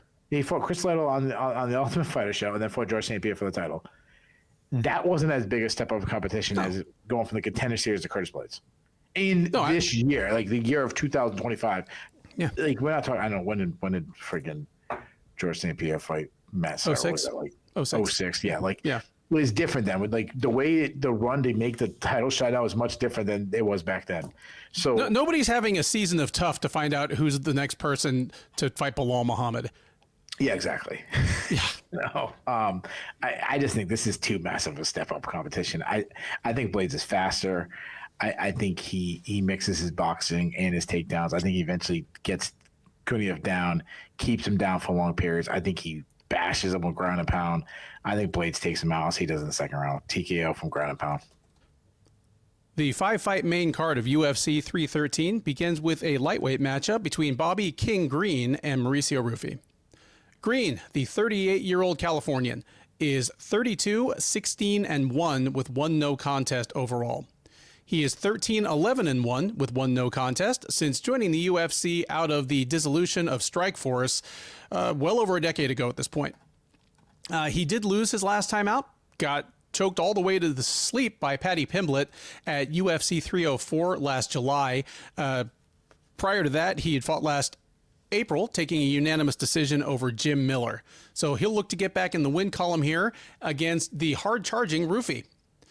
28-year-old Fighting Nerds export is 11-1 overall. He is 2-0 since joining the UFC out of Season 7 of Dana White's Contender Series. He won on the Contender Series back in October of 2023, made his UFC debut last May at UFC 301, and announced himself in a big way by starching Jamie Malarkey in the first round. That confirmed him as a person of interest in the division, continued to confirm the Fighting Nerds as perhaps the hottest camp in the entire sport at the moment. He went from that to take a unanimous decision over fellow rising prospect James Yontop at UFC 309 last November. So this will be 3 UFC appearances for Ruffy, 3 straight pay-per-view cards for him. He's clearly someone that the UFC sees big things for in the future. And apparently so do the odds makers, because Ruffy is a massive favorite. He is minus 460, Green plus 360 coming back. Bobby Green has been in the UFC for 12 or 13 years at this point. He has 25 or 26 UFC fights. He has been a bigger underdog than this only twice in his entire UFC run. That is, of course, against Islam Makhachev in a fight where he stepped up on short notice for a guy that was already on the doorstep of a title shot, and against Grant Dawson. One of those fights should serve as a reminder not to dismiss his chances in this fight too quickly or too easily. But let me know how you see this one playing out, Keith. Is this the proverbial passing of the torch, or is this the proverbial reminding everybody what's up night? Yeah, it's a tough call. I mean, the line is way freaking off. Simply, who is Ruffy beaten compared to Bobby Green? So that's what I mean. Like, the line's way off. And you know, I'm not this like huge backer of Bobby Green, but I mean, he's had flashes. I mean, he's a good boxer. Yeah, he fights out of both stances. He moves really well. He kind of baits guys to reach at his head by keeping his hands low so he can counter. And he counters from weird angles. He works behind this up jab. Majority of his work comes off of that. He does lead with the rear punch or something. Like, he's a good boxer, but he's unorthodox the way he does it. Like, he does a lot of lead right hands. He also, it helps him kind of keep his distance. He's good at being first and then slipping out and then being third in the exchanges. He's pretty good inside in the pocket. He'll look for elbows inside. He would do some dumb things, like he was throwing some spinning things at Jim Miller. We've said this a million times, but I don't know if it's really the narrative anymore. But for like the longest time, we talk about him just having lack of urgency and kind of cruising and taking big moments off in fights and kind of give away rounds. And but he's really stepped up his output lately. He showed that he still has power. Grant Dawson. Go back to Jim Miller, like he battered Jim Miller's face up. His defense is kind of keeping his hands down and rolling punches, which I never like, and we just talked about it. I don't think it looks good, but and also it's dangerous because he's been hurt a lot lately. I mean, he was knocked out by Drew Dober. Tony Ferguson dropped him. He was knocked out bad against Jalen Turner. Even Jim Miller hurt him at times in their fight. So that side of his defense and his durability is worrisome. He can wrestle, and to his credit, he's been wrestling a lot more. The problem is he may have used it when he shouldn't have. He showed a terrible fight IQ by shooting for takedown against Paddy Pimblett when he should have tried to just box him. He does have good takedown defense. You try to take him down, and he is hard to hold down. He's kind of scrambly. Move over to Ruffy. I mean, he's looked so good so far in the UFC. He's a great athlete. He's a good striker. Can fight out of both stances. He has this like karate bladed stance. He's got some quick hands. He's accurate. He sets up his shots well with feints. I also like that he'll like kind of use his length and grab his hand fight, which I'm a big fan of people who know how to do it well. His step back counter right is his best punch. He can kind of get his opponents to try to catch him, and he just slips out of the way, and then he lands that punch. He's also, he's always been really good at kind of just pulling people into his power shots. He's good at timing his opponent's attacks and beating them to the point of contact. He throws his right hand right over his opponent's left hand, which I love. He moves his head well. He does have to move his hand well because he kind of does keep his hands a little too far out from his body, but some of that is because of his hand fighting techniques. He also keeps his chin a little too high. He likes spinning attacks. He's got a big kicking game, hard kicks to the body, he's fast high kick. He is open to leg kicks though because of his wider base. He's shown good power. He isn't much of an offensive wrestler or really defensive wrestling. He's shown that he's actually I'd say his defense wrestling better. He's been shown some takedown defense, but concerning when he gets to fight to the ground, he doesn't have any subs on his record. I think it's a really fun fight. Bobby Green is always in kind of fun fights. This is a big step up in competition for Ruffy. I kind of want to take Bobby Green because of that. Plus, like I've said, Green has looked elite at times, but there's two things that keeps jumping out to me, and I really want to follow these kind of rules. And the first rule is I really try to stay away from fighters that are older fighters that are showing signs of durability issues, like Bobby Green is. And the second rule that and if I picked against them, the many listeners would be saying in the comments is you don't bet against the fight nerds right now. These guys they're incredible. So I will say Ruffy does it. I think he hurts Green. I think he hurts him a bunch, and I'm gonna say he puts him out early. I think the durability from Green's gonna cost him. And I originally wrote second round, but I'm gonna say Ruffy does it late in the first round. Give me Ruffy by first round. Take KO. Yeah, I feel a lot of what you're saying there. Like,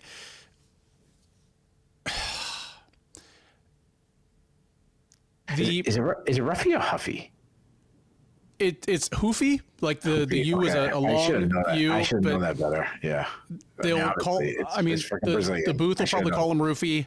Like, yeah, but it's Brazilian. I should know better. Yeah, and like Dana made the joke when he knocked the guy out on the Contender Series. He roofied him. There you go. Here, I can see like upset potential on the fringe, but it would be hard for me to call it. Just seeing that Green is getting caught cleanly more and more often and is less and less able to fight through it against a guy as sharp and as hard hitting as Mauricio Ruffy is. It's it's hard for me to picture him withstanding that for 3 rounds, if that's what it took. There are things to be concerned about with Mauricio Ruffy. Obviously, he looked great on the Contender Series. It was a jaw dropper when he just wrecked Jamie Malarkey in his UFC debut. But then, like the on top fight, what's kind of lost in him, winning his 2nd straight fight in the UFC, throwing on the nerd glasses, is like he slipped and completely fell on a goofy spinning strike early. And then late, when he was starting to look a little tired and on top was suddenly looking fresh, like Ruffy kind of started goofing off a little bit. Like goofing off in a close round that I thought he ended up losing. It didn't bite him that time, but it only takes 1 or 2 judges to be having a weird night, and all of a sudden you lost a split decision that, it was undeserved, but you were the author of your own misery there. Sure. So I don't know if Mauricio Ruffy is a future champ, but if he loses one on the way up, I can kind of picture what it's going to look like. I don't think Bobby Green at this point is the guy to take advantage of any of those mental lapses. And kind of for the reasons you mentioned, Green's boxing style was always going to come to a crashing halt when he, can't slip those punches with his hands at his waist and have them miss him by an inch anymore. They've been hitting him more and more often. I'd love to see him commit to the wrestling and try to take Ruffy down in the first round like he did against Paddy Pimblett. But I don't know if he does, and I don't know if it matters if he does. I'm with you here. Give me Mauricio Ruffy to take another big step forward, another win on a pay-per-view main card, and I'm going to say he gets it done by 2nd round knockout. The UFC 313 main card soldiers on with the lone women's fight on the card as strawweight contender Amanda Lemos tries to turn back fast-rising prospect Yasmin Lucindo. Lemos, the 37-year-old Brazilian, is 14-4-1 overall. She is 8-4 since joining the UFC as the outgoing Jungle Fight bantamweight champ. She made her UFC debut at bantamweight, ran into Leslie Smith, quickly decided that her best future lay at least 1 weight class down. She immediately dropped to strawweight, and since then she's 8-3, with her only losses coming against Weili Zhang, Jessica Andrade, and in her most recent appearance last July, Verna Jandiroba. She got tapped out by Jandiroba in the 2nd round in the headliner of UFC on ESPN 60. Lemos will look to bounce back from that defeat and blunt the momentum of Lucindo. Lucindo, 23-year-old Brazilian, is 17-5 overall. She's 4-1 in the UFC.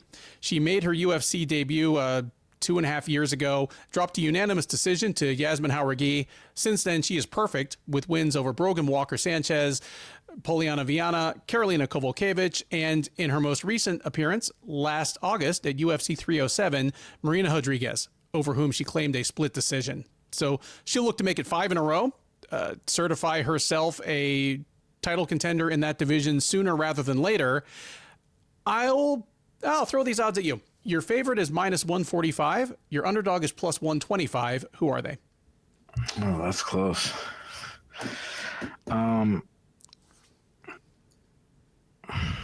Lemos the favorite? It is actually Lucindo. Yasmin Lucindo, -145. Amanda Lemos, +125. There is a 14-year age gap between these two fighters. Like the gap in age between these two fighters is like more than half of Lucindo's age. Having said that, it doesn't look as though Lemos is falling off a cliff physically. Like and maybe that'll happen at some point. Maybe it happens on Saturday, but the version of her that lost to Jandiroba looked very much like the same Amanda Lemos to me. Pretty good athlete who is strong as an ox. I mean, I think ahead of her fight with Jessica Andrade, I called her a slightly poor woman's Jessica Andrade, someone who was already a bruiser and a bully as a bantamweight, then dropped 2 weight classes and became an ultra bully and bruiser at 115. And that's pretty much it. The women who've beaten her, well, for one, Jessica Andrade and Weili Zhang were both championship level fighters. Verna Jandiroba, if the chips had fallen differently, could have fought for a title already. Like, she's only losing to the very best of the best. And thus far, she's mostly been losing to women who can match or at least rival her physical horsepower and are savvy enough ground fighters to either take advantage of her there or, you know, like at least neutralize what she wants to do. The question is whether Lucindo can do that. I want to call the upset here just because the line is close for a reason, but Lucindo hasn't really beaten anybody that's going to bring what Lemos does. Like, you look at the last 3 women she's beaten: Poliana Viana, Karolina Kowalkiewicz, Marina Rodriguez. All 3 of them have something in common. They're all tall, lanky, kind of willowy strawweights. You know, like Rodriguez and Kowalkiewicz are strikers by preference. Poliana Viana would rather grapple, at least historically, but none of them could match the kind of like short, compact physicality of Lucindo. In Lemos, Lucindo is going to face someone that is a near mirror image physically, but is probably even physically stronger, even if she's not quite as quick or fluid right now.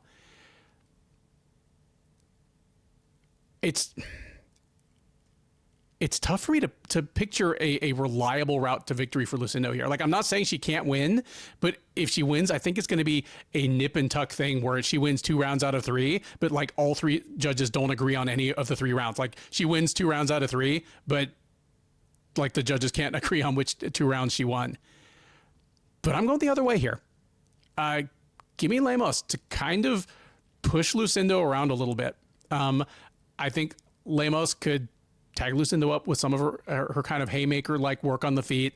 I think Lemos will be able to charge forward, put her hands on Lucindo, clinch, run her into the fence if she doesn't like what she's getting at distance.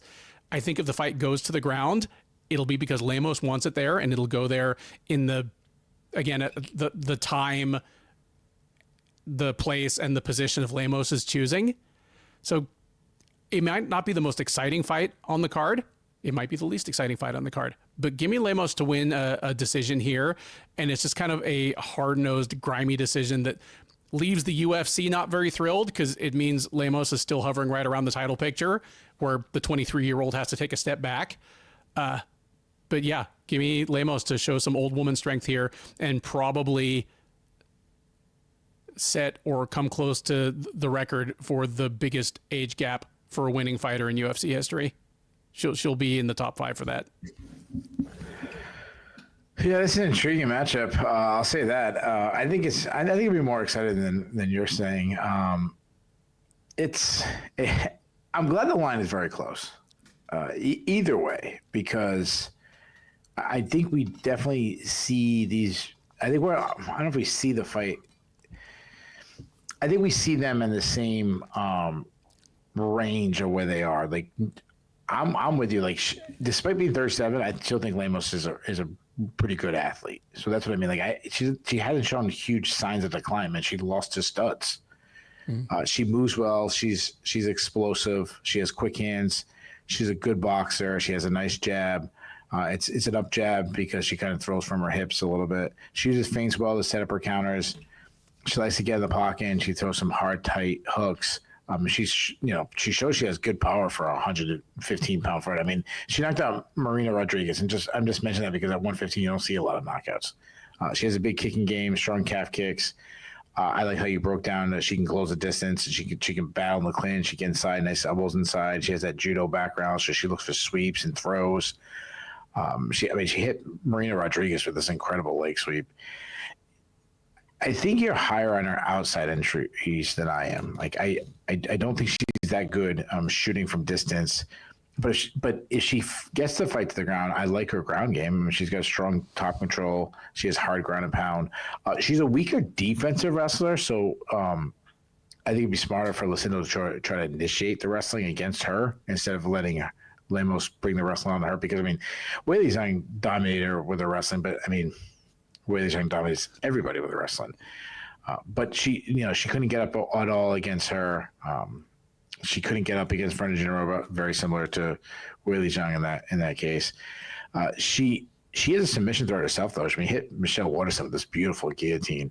She has questionable fight IQ. I mean, she kept grappling Mackenzie Dern instead of breaking free when she had opportunities, which was pretty reckless. But she also showed that she's, really good sub-defense at times against Dern. And even against Weili Zhang, she showed good sub-defense. I mean, she was subbed by Fernanda Genova, but to me, that doesn't mean that she's easily can be taken down to sub. I mean, just Fernanda Genova is special. Lucindo, you mentioned, the age gap, but not just that, one's old and young, but Lucindo's 23 at the age where she can continue to make huge improvements. And I love that. I've compared her to the past to Claudia Gadelha, where she reminds me of more of a good athlete who like hits hard and has a lot of tools than being like the cleanest fighter. She gets in the pocket. She's a good pocket boxer. She has quick hands. She throws a lot of combinations. She gets inside. She throws a lot of hard hooks. She can be sloppy, though. That's what I mean by like she's not the cleanest fighter. But what I liked in her last fight, she was cutting angles really well to set up her openings. She has nice power. She's got 8 TKOs. She'll throw some like meaningless like spinning attacks and stuff. But she is super durable. I mean, she had a lot of punches from Jasmine Harrigan and just kept coming, which was impressive. She will close the distance. She can use her strength to grind inside in the clinch. I think she's a pretty good wrestler herself. She's got some nice entries. She also likes foot sweeps. She showed that she's hard to take down. If she's on top, she's got a good top game. She works to better the position. She throws some hard ground pounds. She has 3 subs herself. But she's also been sub twice herself. But, she's really young. She can make improvements. I've kind of been a backer of both of these. So it's like I feel like I keep getting a lot of fights like this where I've kind of been pro both people. And then Turner and Bahamondes coming up next going to be the same way. I think this is a sneaky fight in the sense that it's hard to pick. You mentioned this is definitely a huge step up in competition for Lucindo early in her career. I mean, she's got experience, but I mean, like based on her age early in her career, I would go the opposite. I think she passes the test. I'm leaning that way because both fighters really rely on the athleticism and speed, and Lemos is at the age where she can decline at any moment. And I feel like if she declines in her speed, she'll really become a one-dimensional fighter. And while I think I agree with you that she's a better grappler than she gets credited for, I don't think she's Verna Jandaroba where she can really carry herself being a one-dimensional fighter. I don't think she's that special on the ground. And then Lucindo, on the flip side, Lucindo's at the age where she can continue to make big improvements. So one could actually be getting faster and one could be getting slower. And it would probably feel – I actually think Lemos might be a little faster than Lucindo right now, but I think Lucindo has the power. I think she stops enough takedown attempts from Lemos, and I think she wins on the feet by landing the hardest shots. I think it's going to be really close, but give me Lucindo by – I don't want to say split decision, but I'll say a very close decision. Third from the top at UFC 313 is the biggest fight in UFC lightweight history is what I'll call it. Only in the most literal sense of the word, as just two of the giantest dudes ever to weigh in at 156 pounds will square off in the form of Jalen Turner and Ignacio Bahamondes. Turner, the 29-year-old Californian, is 14-8 overall. He's 7-5 since joining the UFC out of season 2 of Dana White's Contender Series. He made his debut at welterweight. I believe it was even on short notice, getting fed to Vicente Luque of all things, which in 2018 in particular was rough sledding. But since then, he has been at lightweight and he has gone 7-4. Made quite an impressive run up to about 2.5 years ago. He's lost 3 of his last 4 since graduating to fighting top 10 style opposition time in and time out. In his last 4 fights, he has losses to Mateusz Gamrot, Dan Hooker, and Renato Moicano, sandwiched around a first-round knockout of Bobby Green. His most recent appearance, his only cage appearance of last year, was at UFC 300, where he got pounded out in the second round by Moicano. So he'll look to bounce back from that at the expense of Bahamondes. The 27-year-old Chilean is 16-5 overall. He is 5-2 since joining the UFC out of season 4 of Dana White's Contender Series.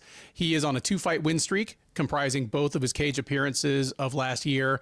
He knocked out Christos Giagos in the first round in April, then came back at Noche UFC in September and knocked out Manuel Torres in the first round. So he'll look to make it 3 in a row here on another main card of another big event.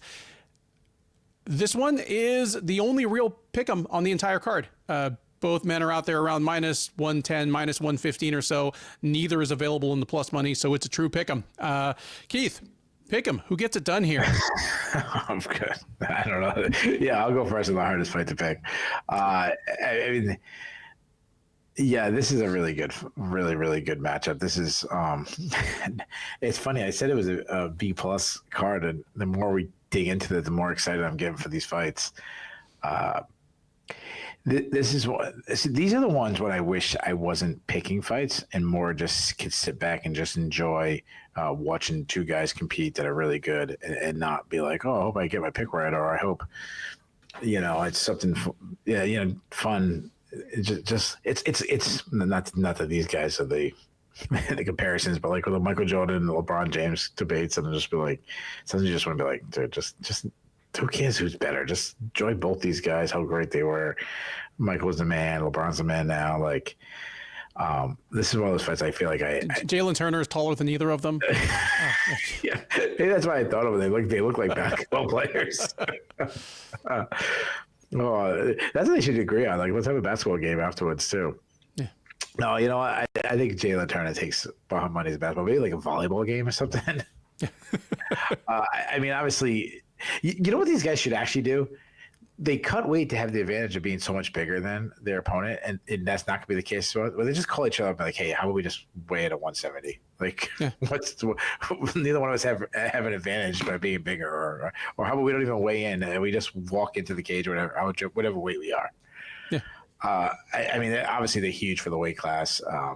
I've said this before. I think Jalen Turner probably should move up, and he'd be fine. Both these guys would be fine up a weight class.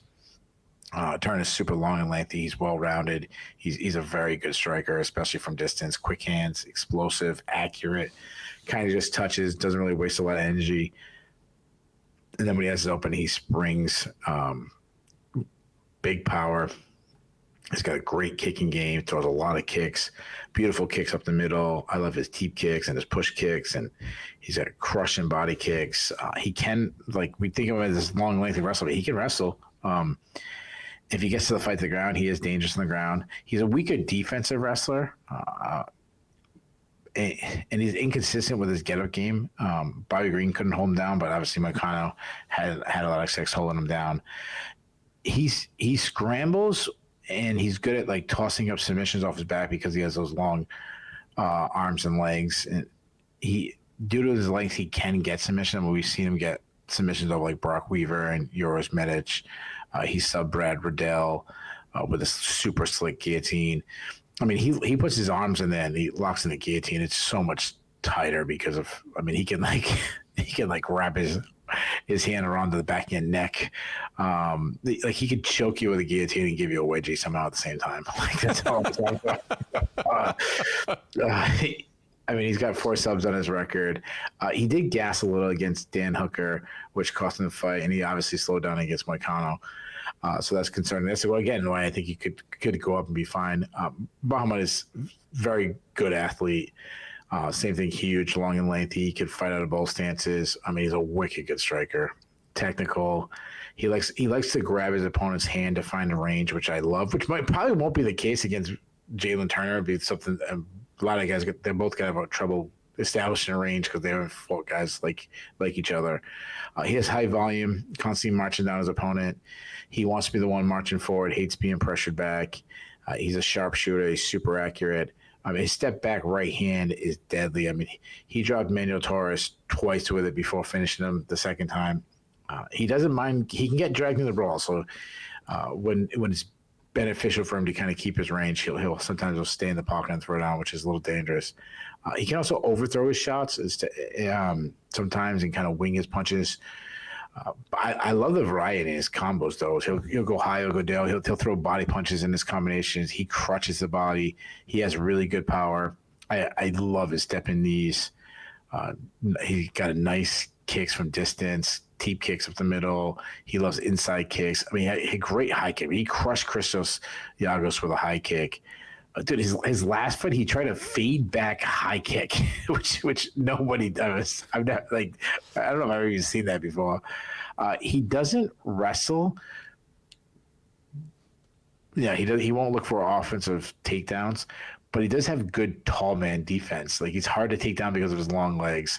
If taken down, he's actually pretty strong on the ground. He swept Rongzhu when he was taken down. He tosses up submissions off his back, subs and arm bars. He's got good head attacks. Again, similar to Turner, guillotines, Darce chokes. He finishes Rongzhu with a Darce choke, and he's got really good cardio. This fight is really fun. These guys are so similar. Despite, we just talked about Amanda Lemos, and you said that you weren't giving up on her. And I know she's much different than Jalen Turner in age and everything, but I feel similar on Turner. Like, despite losing 3 out of 4, I'm still very high on this guy. I really think both guys have top 5 upside, and I think both guys will have their moments. I'm really torn. The one thing I keep thinking about Turner is because he can offensive wrestle, he has another avenue for victory. But man, I'm so torn because they're both so good. The volume of Bahamondes makes me lean a little bit that way. So I'm torn right now as I'm speaking. Like I'm looking at my notes and I'm reading one guy's name and I'm like, just saying. I'm like, I think I'm gonna be wrong. I think we get a war. It's not going to win fight of the night because obviously Justin Gaethje's fighting the card, and that's like automatic fight of the night. But I think this is going to be a really fun fight. You know what? Maybe we won't get that because they're both snipers, and they might be a little hesitant because of they've never fought someone like them. Give me Bahamondes by split decision with zero confidence in my pick. Yeah, there's a reason I made you go first because this is fucking pussy. This is absolutely. I would have won first in the Ozzy Diaz fight. This is easily the hardest fight on the card to pick. One, because it's so evenly matched. Again, it's the only real true pick'em on the card, and as you kind of laid out, there are a lot of similarities between the guys, just in body shape and composition, a lot of overlap in their skill set. You mentioned that you're not jumping ship on Jalen Turner just because he's lost 3 of his last 4. But then I just picked him to lose 4 out of 5. Yeah. And I still think he can be a top 5 guy. I jumped ship on Jalen Turner 6 years ago, and I've been chasing the ship ever since. Like, when he got, pardon the pun, steamrolled by Matt Frivola, I went, okay. Yeah, I remember that because I had to write a post-fight column for it. And the column I had to write was it was rating the fights on entertainment value, just like 1 through 5 stars. Without keep taking them down. Without I had to do it without spoiling who won. Just for people to get up the next morning. But this is one where I was like, this looked like it would actually look if a steamroller fought a tarantula. Just because here's the thing, like, Matt Frivola may have red hair, but he is not Bo Nickal. He's a middling UFC lightweight who is a decent offensive wrestler, and he just effortlessly took Turner down, and Turner was stuck either trying vainly to get up, getting Matt returned, or just on his back, like throwing elbows off the bottom and just silly stuff like that. It was deflating, and I was like, okay, he's a guy that'll be an exciting action fighter for a while, but I've seen a hard cap. This guy's never making the top 15. And then he uncorked like 6 wins in a row, including some over good people. And yeah, I was wrong in writing Turner off so early, and I've been kind of chasing that ship ever since. And yeah, I'm with you. He is improved. He's shored up his defensive wrestling. It's still not lights out, and it never will be when you're 6'3" and you can enter the cage without opening the door. You can just like step over the top of the cage. But he's become good enough on the ground that just taking him down is not a route to guaranteed victory. Like, he looked so good on the ground against Uroš Medic. That was a real eye opener for me, just because Medic, another big lightweight, good athlete, good striker. But once it went to the ground, Turner was just so much faster, more fluid, positionally sound, really, really handled him on the ground. Here, you've given a great breakdown of their relative skill sets already. I think for as long as it stays on the feet, it will be closely matched. But if one guy sort of starts really making hay on the feet and has a clear advantage, I think it'll be Bahamondes. I think it'll be Bahamondes as a guy that probably is a little more sound defensively, throws a wider variety of strikes, and I have more confidence in him being fresh in the third round. Like, it's not a mismatch, but I give Bahamondes just the slightest of edges on the feet. But on the ground, even though Bahamondes can certainly take care of himself there, I think Turner will definitely have the advantage if and when it goes to the ground.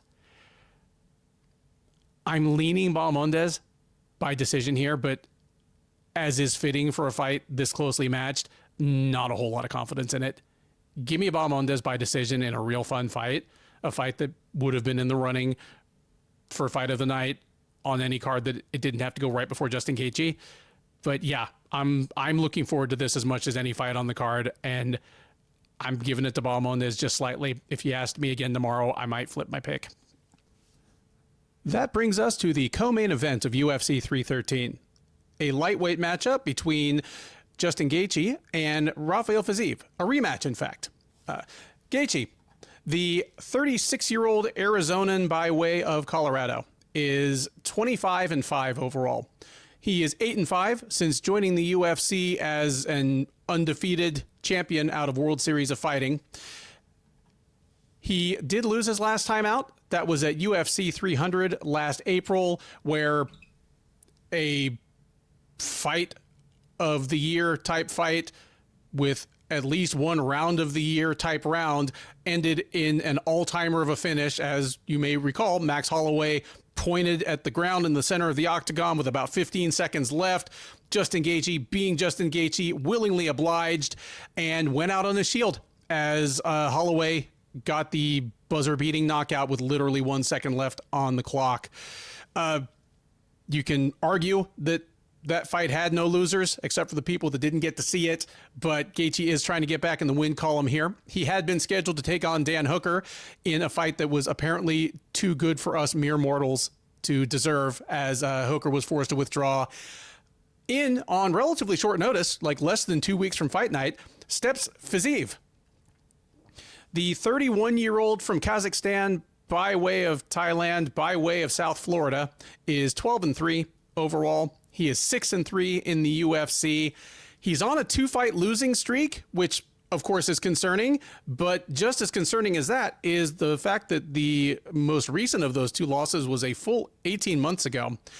You have to go all the way back 2 full years ago to UFC 286 in March of 2023 when Gaethje and Fiziev met for the first time. It was an absolute barn burner of a fight, just 3 rounds, but Gaethje came out with the majority decision win. Then Fiziev came back 6 months later in the headliner of UFC Fight Night 228 against Mateusz Gamrot, and another real fun fight ended in a disappointing and untimely fashion when he suffered kind of a non-contact knee injury just kind of while they were out there doing their thing.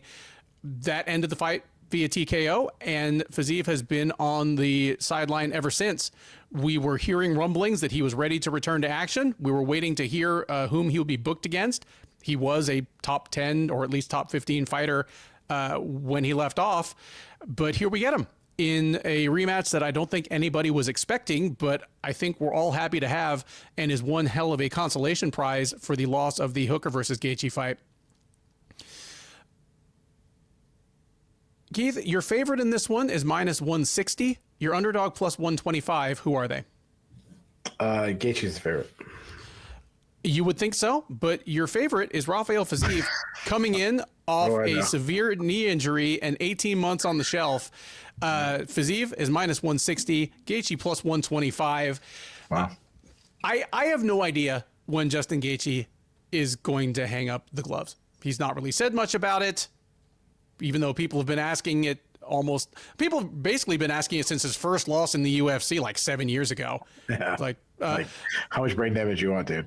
How much brain damage do you want? How much do you want to sacrifice for us mere mortals who are honored to watch you do your thing? Justin Gaethje has been in the UFC for 8 years now. He has been one half of Sherdog's Fight of the Year 4 years. That's kind of crazy. Yeah, and he probably could have won it. He probably could have won it. I think he's been on the ballot every single time. Yeah, he probably could have been won it, and then like the runner up also, like you know. He's either had spectacular knockouts or all time worst. There's no like, he won like kind of like a point fighting match, and you know, like it's crazy. It's absolutely crazy.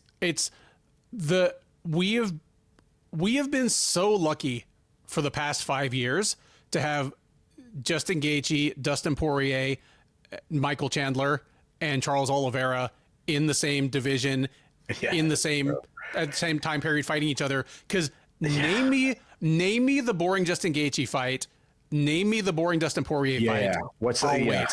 Like the most boring Justin Gaethje fight in the UFC was Tony Ferguson. I have no idea. That was still pretty fucking entertaining. I don't know. I'd have to go. Yeah, it's probably the Ferguson fight, and that still ended in the finish. Yeah, I don't have his record in front of me, but yeah, it was still a freaking great fun. Like I remember Ferguson dropped him, and I'm not saying that was a bad fight at all. And we've talked about a couple people on this card that have greatly exceeded my expectations upon entering the UFC. We've talked about Jalen Turner, Gaethje. I was excited when the UFC signed him. Like, I'm not to be mean, but I'm so glad this guy's getting out of World Series of Fighting. Like, I want to see him in the UFC. But I thought he was going to be. I thought he turned into what Drew Dober has become. Like a fun action fighter who wins two, loses one, and never really gets into title contention. Yeah. And just future UFC champs don't have two barn burners with Luis Palomino. Like that was my it seemed like he would fight down to the level of his competition just to have a fun slugfest. And through his first three fights with Michael Johnson, Eddie Alvarez, Dustin Poirier, it seemed to be playing out that way. All three were barn burners, and he ended up getting knocked out in two of them. He tightened things up just enough, started using some of the best and most underused leg kicks in the game, and actually has become a perennial contender for like the last 5 or 6 years. It's remarkable stuff. Huge credit to Gaethje. I'm just throwing all this out there because, again, we never know when it's going to be Gaethje's last fight. The actual scouting report on him, it's been essentially it's the same basic palette of tools that he had in World Series of Fighting. Like his fight IQ has improved a little bit. I have no idea what's happened to his actual IQ after all these fights, but his fight IQ, up a bit. But like at the heart of it, he wants to brawl. He wants to get in the pocket and just throw down. And he's done that against some of the deadliest phone booth fighters in the history of the sport. Like, he's gone against Dustin Poirier twice, Eddie Alvarez, Max Holloway in his most recent performance.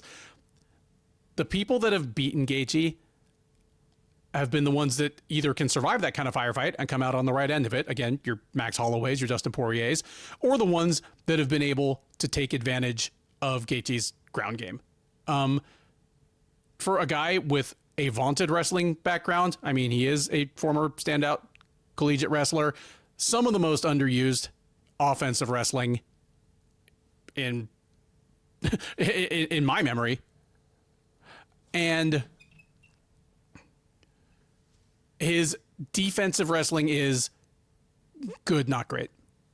Like, you know, like if anybody could take him down and take advantage of his defensive grappling, more people than Khabib Nurmagomedov and Charles Oliveira would have done it. You know, more people than like two of the greatest ground fighters in the history of the division would have done it. No, like this is probably going to be a stand-up war, and that means that if Rafael Fiziev wants to get even with Gaethje, he's going to have to do it the hard way. Fiziev is another guy that honestly has accomplished more than I thought he would in the UFC. Like, not because he lacks skills. I mean, he got to the UFC as like a 26-year-old, and you want to talk about credentials, you know, like Tiger Muay Thai is one of the places where fighters go to sharpen their Muay Thai, and he was one of the striking coaches there. Like, he has since relocated. I believe he does his camps out of Kill Cliff, but he's a fantastic Muay Thai striker. He is for a short, compact lightweight who is explosive, throws the full arsenal of Muay Thai techniques, from just like, you know, your bread and butter leg and body kicks to, you know, more exotic spinning stuff when the mood strikes him. For a guy that comes from a pure striking background, he's actually had a pretty good takedown defense. I think being short, compact, and always in motion has helped him with that. Unless Fiziev is seriously damaged goods, and I have no reason to believe he is, this is going to be a barn burner of a fight. Just the question is, has Gaethje declined enough that Fiziev can come out on the right side of this close decision? I'm sure Fiziev has been in camp in general, but, you know, he's only been preparing for Gaethje for, you know, 2 or 3 weeks by the time of fight night.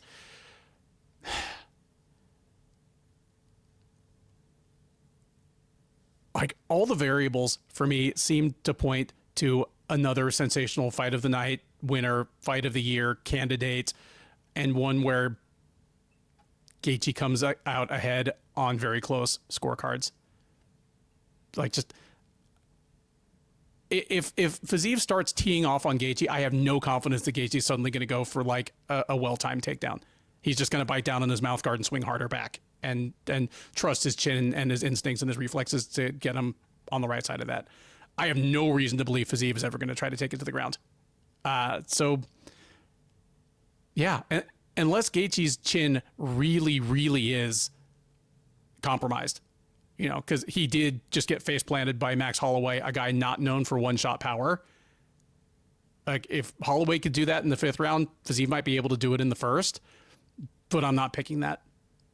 Give me Gaethje by decision here in another sensational fight. I wish I had a better technical analysis for you, but I'm already in my mind just sitting back and enjoying this. Dude, you said a comment that had me thinking when you talked about how lucky we are to get to see Justin Gaethje, Michael Chandler, Dustin Poirier, and Charles Oliveira all fighting at the same time. And I started going through Justin Gaethje's record and what's the most boring fight. And I'm like, Tony Ferguson was the most boring fight, or maybe him getting dominated by Khabib. I'm like, neither one were boring. I'm like, that's insane that he did that. Then I clicked on Michael Chandler and started looking through his record. And I'm sitting there and I'm like, holy shit.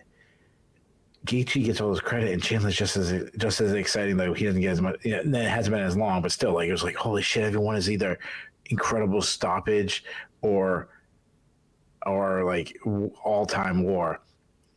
Then I clicked on Charles Oliveira, and my brain just exploded. He has fought in the UFC, Charles. I know this has nothing to do with this fight, but Charles Oliveira has fought in the UFC 34 times, which right away is insane. And he probably has 10 good fights left in him. In 34 fights in the UFC, his fights have either been crazy wars or a spectacular stoppage in probably all 34 fights. The most boring fight he may have had was losing to Frankie Edgar 12 years ago.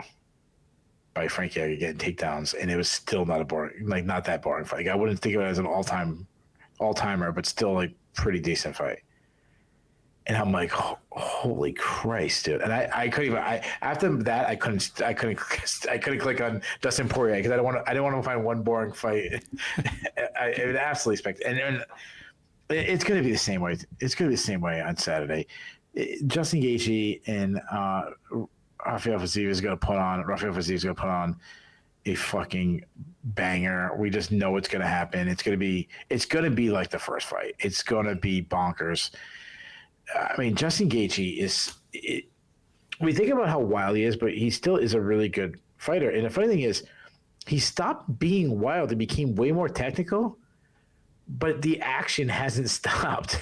Like, he's just better at fighting now, but not better at not creating chaos. He still has the crazy chaos. Just the strikes have better technique now. I mean, the guy gets in the pocket. He unloads big shots. He's a slick counter striker. He has big power. Everyone remembers Max Holloway knocking him out. They forget that he dropped Max Holloway, which at that time, was the only time Max Holloway was dropped before, obviously, Topuria. He loves his overhand right. He's got a great left hook. He's got legendary leg kicks. I mean, I put this in my notes a long time ago, and I'm never taking this one out of my notes. He won a kicking battle against Edson Barbosa. Who the hell could say that? Seriously. He won the kicking battle against Edson Barbosa. Like, that's, he's got a beautiful high kick. He gets in the pocket, or he gets in close. He has great dirty boxing. Grabs the back of your head, uppercuts you, lands left hooks. It reminds me of like a prime Randy Couture. We saw him do that to Donald Cerrone. Now, again, he's obviously still way too hittable. He backs straight up. He's been rocked more times. I mean, say what you want. Even his best performances, he still gets hurt. Obviously, you have to wonder how long that can last, because nobody has taken more damage in the history of probably the sport. Well, okay, I'm getting a little extreme now. Bigfoot Silva might want to disagree, but you get my point. And still be among people that have not fought Cain Velasquez more than once, he has taken more damage than anybody in MMA. Yeah, like Junior Dos Santos and Bigfoot Silva. Years off the life, but But what I should say is, like, anybody who's still an elite guy in the division has taken as much damage as Justin Gaethje has, and you still have to worry if he can, because he was just one punch face planted by Max Holloway. Max Holloway is one of the greatest boxers in the history of the sport, but he's never been known for his one and done punching. No. And again, it was a perfectly placed shot. It could have happened anytime. Gaethje's obviously trying to land the Hail Mary himself. He completely gave up about what can I take? Like, he didn't care. He was trying to get one. Imagine if he lands the punch instead of Max. Everyone keeps talking about what an all-time punch by Max Holloway. Imagine if it was the other way around. It would have been even bigger. Because Holloway was winning the fight anyway. Yeah. Yeah. We expected to have an all-time, oh my God, these guys slugged it out at the end, like he did with Ricardo Lemos, like, how great, to an already great fight, we're going to have this. And then no one expected that one punch. And that's when it made even, oh my God, not only did we get this slug it out, but then we have this an all-time great top 5 knockout ever. No, that would have turned it into like Yair versus Korean Zombie, where the last second incredible knockout actually changed the winner of the fight. Yeah, that's actually a good pull. Obviously, and then it's concerning because that wasn't just the only time. Like, Holloway hurt him a bunch of times before that. you mentioned it. I'm going to say it again. Like, his wrestling is grossly overrated. I mean, he never used it. He was an All-American that placed 7th like 1,000 years ago. Like, Northern Arizona Lumberjacks. What? yeah. And honestly, and this is not even like, I'm not dogging becoming an All-American or anything. No. I don't think he can wrestle for long periods of time just because your body can't hold up to it. It's just, it's hard. Wrestling is hard to do. Vazeev is a great striker. I mean, he could fight out of both stances, though I do like him better in the southpaw stance. He's technically sound striker, very tight shots, super accurate, attacks with fast combination in the pocket, nice snap on his shots. His return is so fast that's what really makes him hard to counter, which I love. He also has like this high guard defense, so even if you do count, he's blocking kicks and stuff. He has some of the best head movement in the game. They always talk about that matrix move. The one thing about him for such a great striker, he isn't a massive power striker. No, don't get me wrong. Like, he still has power, but he lacks that like power to put him in the top 5. Like, if you added, honestly, if he had like Michael Chandler's power, I mean, he could be the champion right now because of the way he's so accurate. He's a little bit like an Adesanya, where it's more about where he places the punches than just having the pure punching power. Obviously, he has a great kicking game, good calf kicks, great high kick. He'll throw some spinning attacks in. Like I've said, I've compared him a little bit to like a Alexander Slamenko in that sense. I mean, he knocked Brad Riddell out with a spinning wheel kick. He has a good Muay Thai clinch, batters his foes inside with knees inside. You mentioned he's an underrated wrestler, offensively and defensively. He doesn't really wrestle enough, but he's got really good scrambles if you try to take him down. This is an amazing fight. Gaethje hits harder, but Vazeev is the more technical fighter. It is hard to pick because I am expecting to finally get a Gaethje fight where he just crumbles because his body's gonna fail. Like, it's going to come. It's coming. It's just, I don't know when. Nobody knows when. It's the return of Jesus. Like, we're all waiting. We don't know when. I don't know. But that might be like blasphemy. But you get my reference. But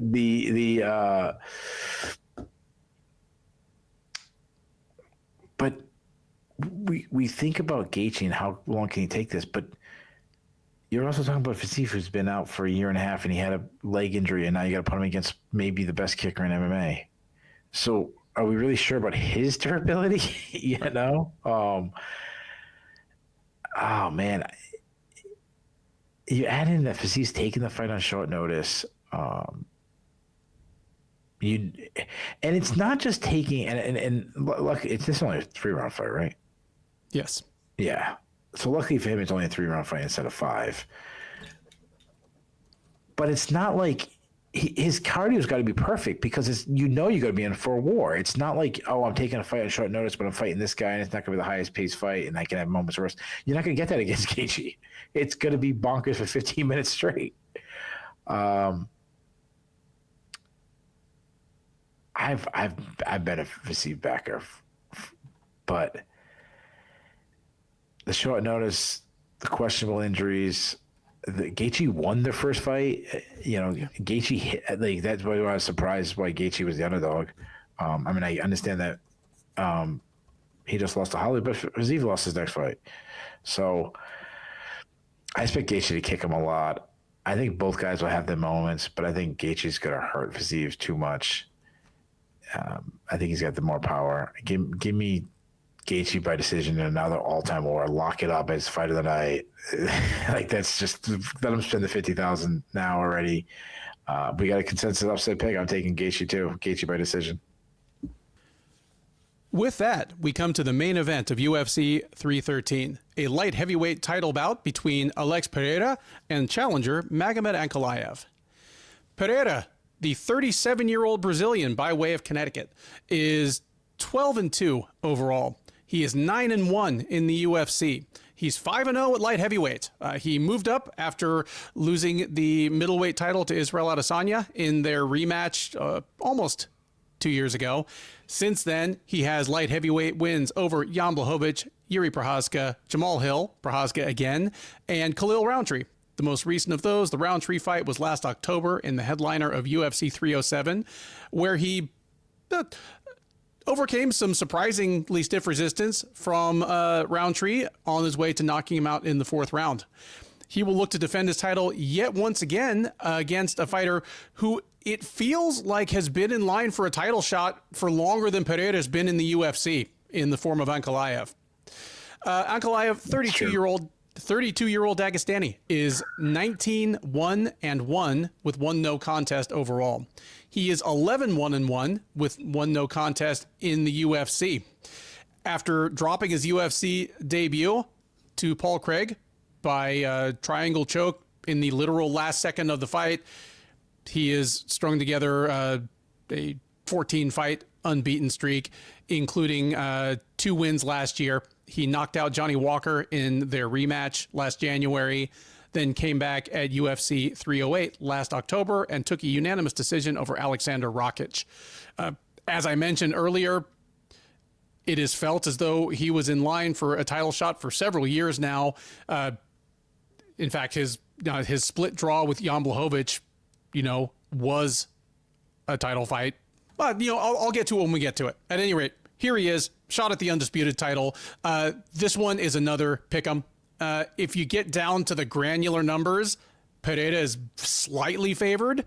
But again, neither man is in the plus money, so it is officially a pick'em. Pereira's around -115, Ankalaev around -105. Wow. So here we go. Ankalaev, for 5 or 6 years, has been telling anybody who would listen that he's the best light heavyweight in the world. He has a certain number of backers who have felt the same way, and they felt that he would have gotten a chance sooner, or a chance, more than once, if not for the unfairness of the world. What I'll say is, at least some of his misery is of his own making. I forget which fight it was, before or after, that I said that Magomed Ankalaev is one of the best fighters in the world, but he just strikes me as a guy who would cross the street to step in dog shit. Like he's had a mix of bad luck and just iffy decisions and saying dumb stuff at the wrong time. Like after the Blachowicz fight, he basically took his ball and went home, which is maybe why he didn't fight for almost another whole year. But when he's in the cage, I mean, he is a very complete fighter. He's an excellent kickboxer. He's good. He throws the full arsenal of punches and kicks. He throws well in combination. He has decent power. I mean, it's not like knock you dead Johnny Walker power. It's not Alex Pereira power, but I mean, the guy has finished half of his fights, half of his wins by knockout. Like his wrestling, especially offensive wrestling, I think is overrated, or at least overstated. And again, I think that's just because he's a Dagestani with the Dagestani haircut and beard. People assume that he must be a great wrestler. He's a competent wrestler. Interestingly, like, as good as it is or isn't, I don't think he uses it often enough. He's usually out there fighting a fellow kickboxer who is less well-versed on the ground than he supposedly is, and in light of that, doesn't try to take fights down as often as he might. You would think this would be the exception, facing one of the greatest strikers in the history of the division, one of the greatest strikers in the history of the sport, in Pereira. Having said, that about Ankalaev making his own misery, I don't think he has poor fight IQ in general.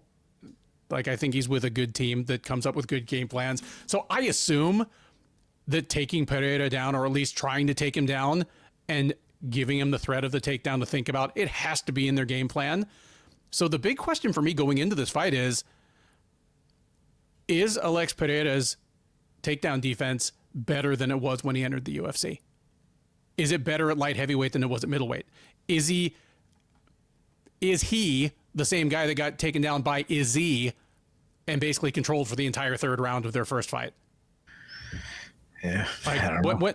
when Israel Adesanya's pulling off a top control special on you in a title fight, like that doesn't sound like a complete fighter to me. No. It's not been an issue since, but since then, he had one more fight with Adesanya that, was over much quicker. Then he had 5 fights at light heavyweight. The only one of them that wasn't a fellow striker by strong preference was Jan Blachowicz. And not coincidentally, Blachowicz gave him by far the toughest fight of the 5. I get why this fight is a pick'em or a near pick'em, and I would see some upset potential if I was sure that Ankalaev was going to lean heavily on the wrestling, but he really hasn't up until now. Not that I can think of, not that I can remember, and the times that he's turned to it, again, it's not been that great. He's clearly a guy that has trained plenty of wrestling. Sure. I mean, the guy. He's a Russian that still trains in Russia. This room is full of wrestlers, but he's like a Canadian who can like ice skate. Like my wife didn't grow up playing hockey, but she can still fucking ice skate. She can ice skate. Yeah, there you go. And then it doesn't mean she's like an Olympic level figure skater. Just mean no. But when I saw her ice skate, I was like, holy shit, that girl can move. Yeah, like she. She came up and she sprayed me with a freaking. She came right at me full. I can barely ice skate. She came at me full speed and like fucking did that thing where they shoot the ice at you. I'm like, this freaking sweet woman just covered me in ice and laughed about it. That is amazing. Because I don't trust Ankalaev to really make the wrestling a factor, I actually feel better about picking Pereira than I otherwise would, and I feel more confident in Pereira than the odds would seem to indicate. Like, I'm not a betting man, but I'd feel comfortable betting Pereira at a wider line than this, no problem. Because I think there are a couple of likely options. I think the likeliest option is that Ankalaev is like, if he has a real flaw, it's that he can be buttoned up to a fault. Like when ahead of the Blachowicz fight, where I picked him to beat Blachowicz, I said, get ready for the Magomed Ankalaev era at light heavyweight, and it's probably not going to be a real exciting one. Yeah. We were spared that, by the draw there and then by Pereira moving up. But yeah, the most likely outcome here is I think Pereira wins like a 50-45, 50-45, 49-46 decision where he's a step ahead the whole time. He's landing the harder, more telling blows, but Ankalaev is so defensively buttoned up, so conservative that he slows things down, doesn't get any kill shots put on him. Maybe he does, try to initiate the clinch, try timing a takedown or two, and just Pereira never really gets to home in the laser on him. That's the most likely outcome to me. Also possible would be if Ankalaev decides to go for broke or just get salty and loses some of his composure and things start to get wild. I think Pereira measures him for just an absolute kill shot. Give me Pereira by decision, but if Ankalaev is starting to look worn out, frustrated, if you see him and his cornermen yelling at each other after the second round, buckle up. Because I could see his first UFC loss in like 7 or 8 years coming in spectacular fashion. But I have Pereira in this, and for what it's worth, I have him pretty confidently. Yeah, let's just talk about what kind of disaster would it be for the UFC in a marketing sense if Pereira loses to Magomed Ankalaev and he gets taken down and held down or clinched against the cage for long periods of time. I mean, you got your hottest commodity right now. I mean, obviously I know Aspinall and Jones and Makhachev, and there's a lot of stars, but Pereira's the guy right now. Like, he's the guy right now, and if Ankalaev just lanced him in 3 minutes, it wouldn't be nearly the kind of disaster. No. Great, we're making a rematch. It'll be the biggest card in history. Yeah, sure. Yeah. But if Ankalaev just beats him in a dreadful fight, that makes everyone go, oh shit, if they fight 10 times, it's going to look like that 8 times out of the 10. Yeah, if it looks like Khabib versus O'Malley, where he can't get off, he keeps getting taken down, and they did want Ankalaev as their champion. They're taking a big, huge gamble on this. Now, of course, if Pereira just starts them, his legend just continues to grow. But like you talked about him waiting forever to get another title shot. Basically, 1 month earlier, Alex Pereira won the middleweight title against Israel Adesanya. Then that's when Ankalaev and Blachowicz fought for the vacant title, and then they went to a draw. Since then, Alex Pereira, so basically he won the middleweight title, then lost the middleweight title, moved up to light heavyweight, won his debut, then won the light heavyweight title, and then defended it 3 times before Ankalaev could get another shot at the title, which, by the way, most people thought he won, should have won, and he hasn't lost a fight since. So it's not like you took a chance, you took on somebody else and you lost, and then you had to take the long one. No, that's how much they did not want this guy to be the champion. So before we get to the fighters, I want to ask you this question. I was thinking about this today. I was going over my notes, and I'm like, obviously we've talked about this a bunch of times. Like, I don't believe MMA fighters are scared of people or anything like that. No. But is there a more intimidating fighter in the history of the sport than Alex Pereira? I remember when I was in Madison Square Garden when he fought Israel Adesanya the first time, UFC 281, and I was on the press row. I was over the top, and I'm actually glad I was that high up. I only came out. I was in the back the whole time doing anything. I came out for that because they have like a little break. They're like, "Oh, we're not going to give these guys until the end." So I was all the way in the top, looking at. I actually really liked the view from there, and the way the sound was rising into the arena where I was, and Pereira's coming out with that like tribal chant thing going on. That it's coming out, and then he met. Now I couldn't imagine being in the cage, seeing this guy coming out, knowing what he's done to people. He's got this chant that is just so, I don't know how, it's scary, it's spooky. Like it doesn't do it justice on TV. And again, I know Madison Square Garden just brings things out, and that was a huge fight. Then he does a thing and he points an arrow like he's gonna shoot you, and then he gets in the cage and he stares at you. And the like mystique about him is that he doesn't trash talk. He's subtle. Like if he tried to be, and of course like, not speaking English doesn't help, but he's the Brazilian Khabib in the way before Khabib became a big star, when he would just take like little lines or almost has like a Fedor feel to him, where he just I know I'm the baddest dude alive and I don't have to say anything. Yeah. Like, and then he stares at you and he doesn't lose contact for like 5 minutes straight. Who's more intimidating than him ever?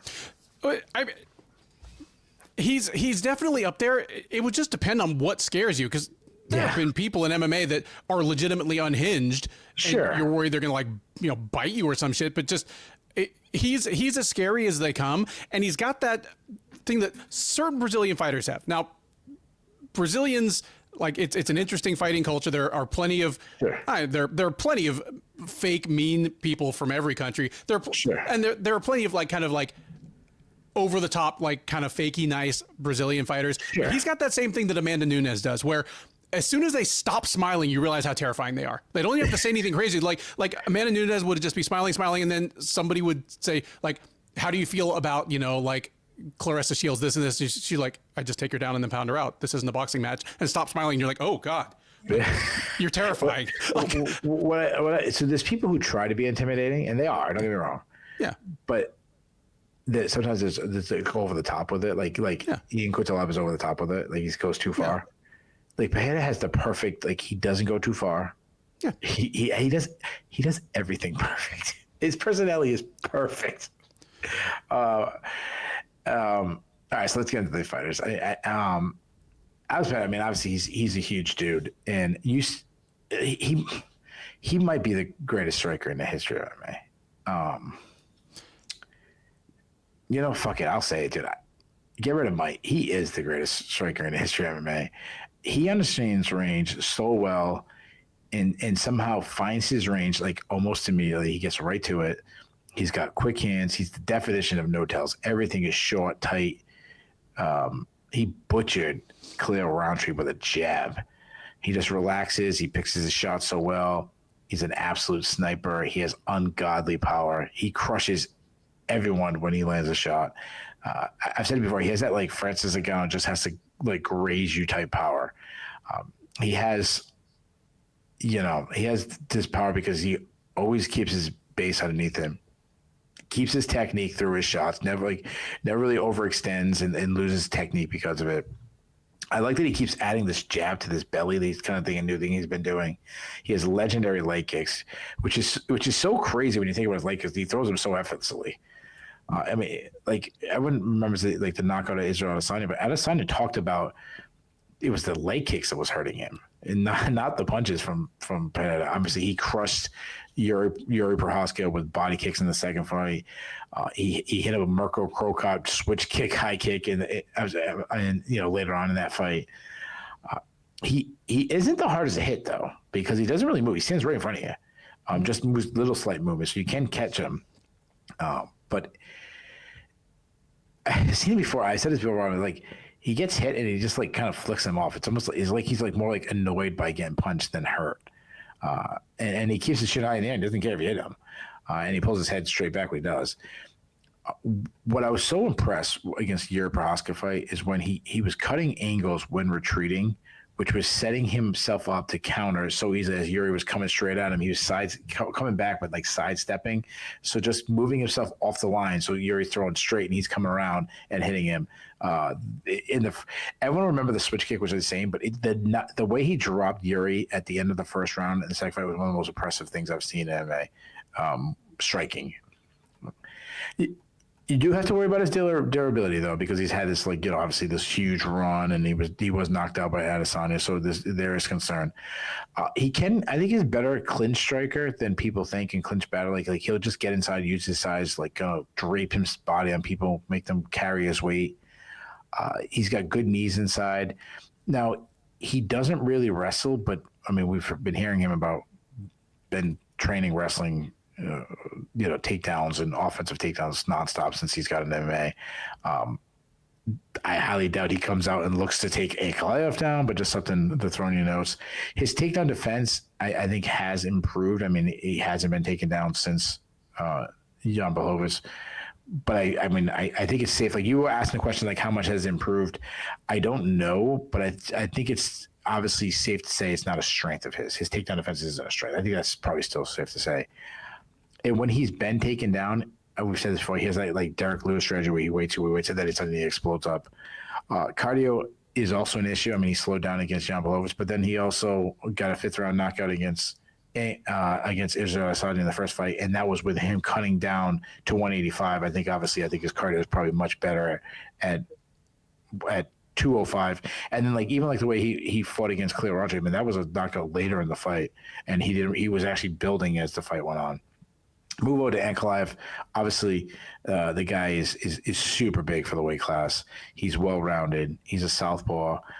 On the feet, he's a technical striker, slowly marches down his foe. He isn't a big power puncher, but he's more of racks up the cumulative damage. He works behind a crisp jab. He uses it to kind of set up his power shots. He works the body well. I mean, he crushed Johnny Walker with a body shot.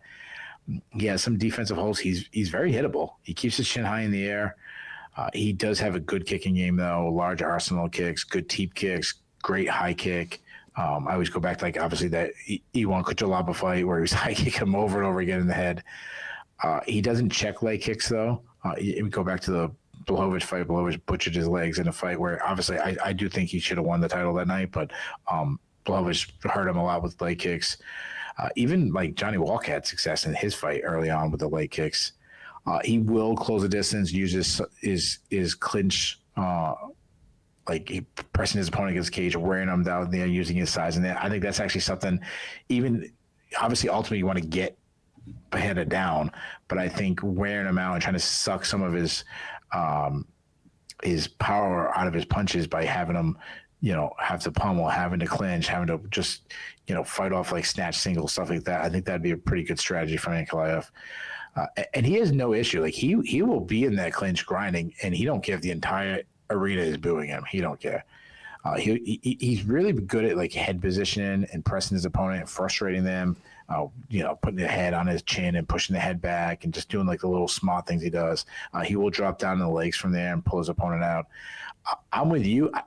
I think he's a good wrestler inside when he has like a long-term strategy with getting the takedown. He's not good shooting in, running through the hips, what I call running the feet, exploding kind of Jordan Burroughs type takedowns. I think that is overrated. I think his outside entries are overrated. Now he can still do it. Don't get me wrong, and he can get on the hips and turn the corner and stuff like that, and especially because he's not going to be going against a guy who's sprawling out and you're on one leg and he's doing a split to keep control. Like that's not what you get Pereira. So like he can still do it, but I mean overall, that's not his game. If he gets the fight down, that is his game. He's got good top control.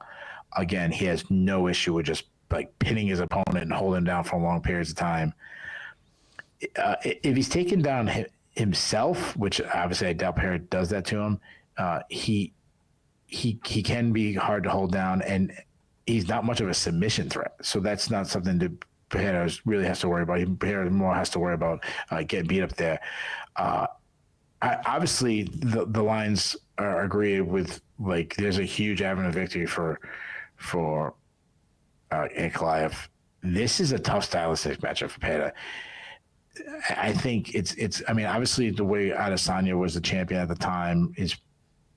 Adesanya was the favorite in the first fight, right? I believe he was a betting favorite. Let me check that real quick. But all right, yeah, you check that.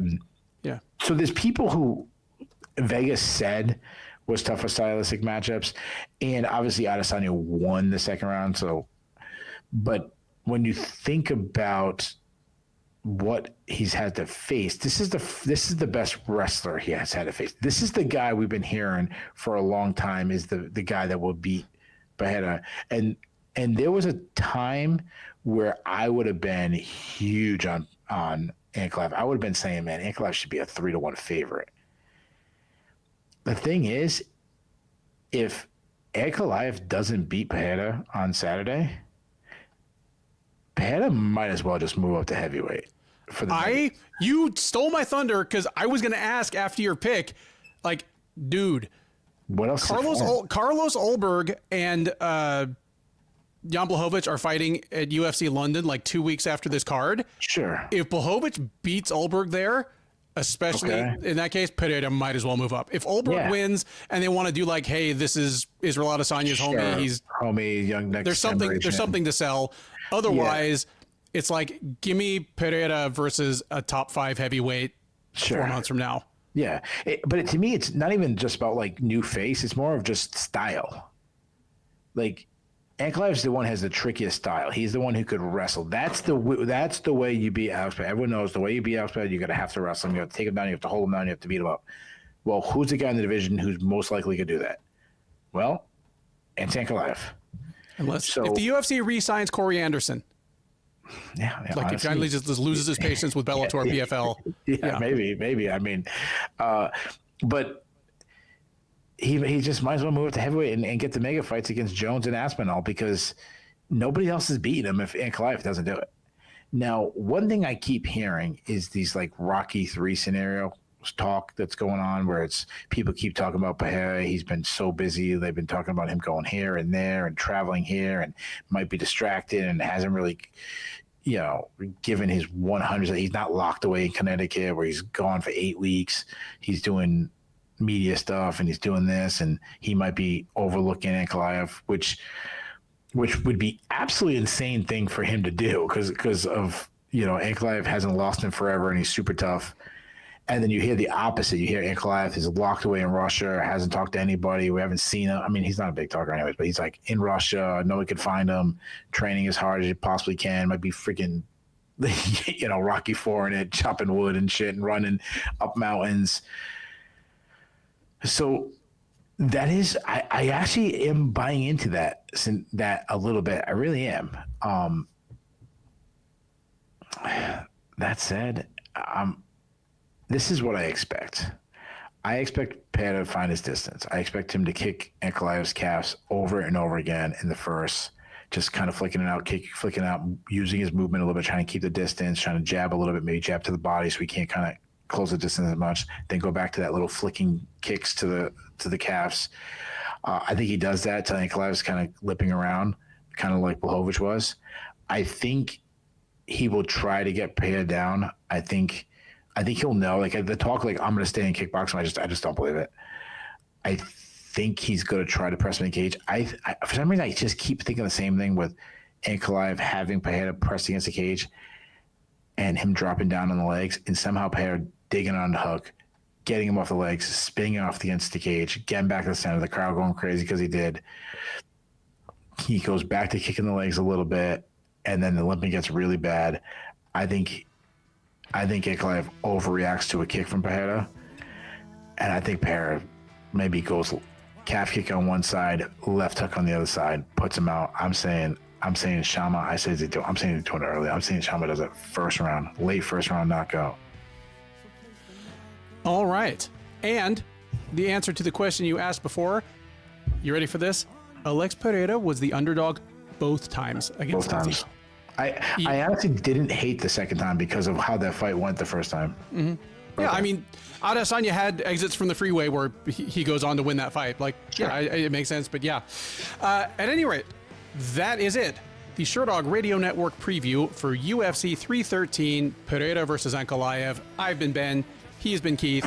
If this is your first time watching or listening to one of our previews, first of all, thank you. We hope you enjoyed it. We do our best to bring you a mix of actual in-depth analysis and occasional humorous or historic asides that we think is pretty unique in this space. Please do like, subscribe. Neither of those things cost you anything, makes our bosses happy, allows us to keep bringing you this content free of charge.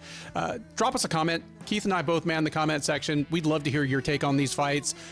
We both picked a number of upsets here. We picked one unanimous upset. If you think we're out of our mind, let us know. If you think we left any money on the table, let us know.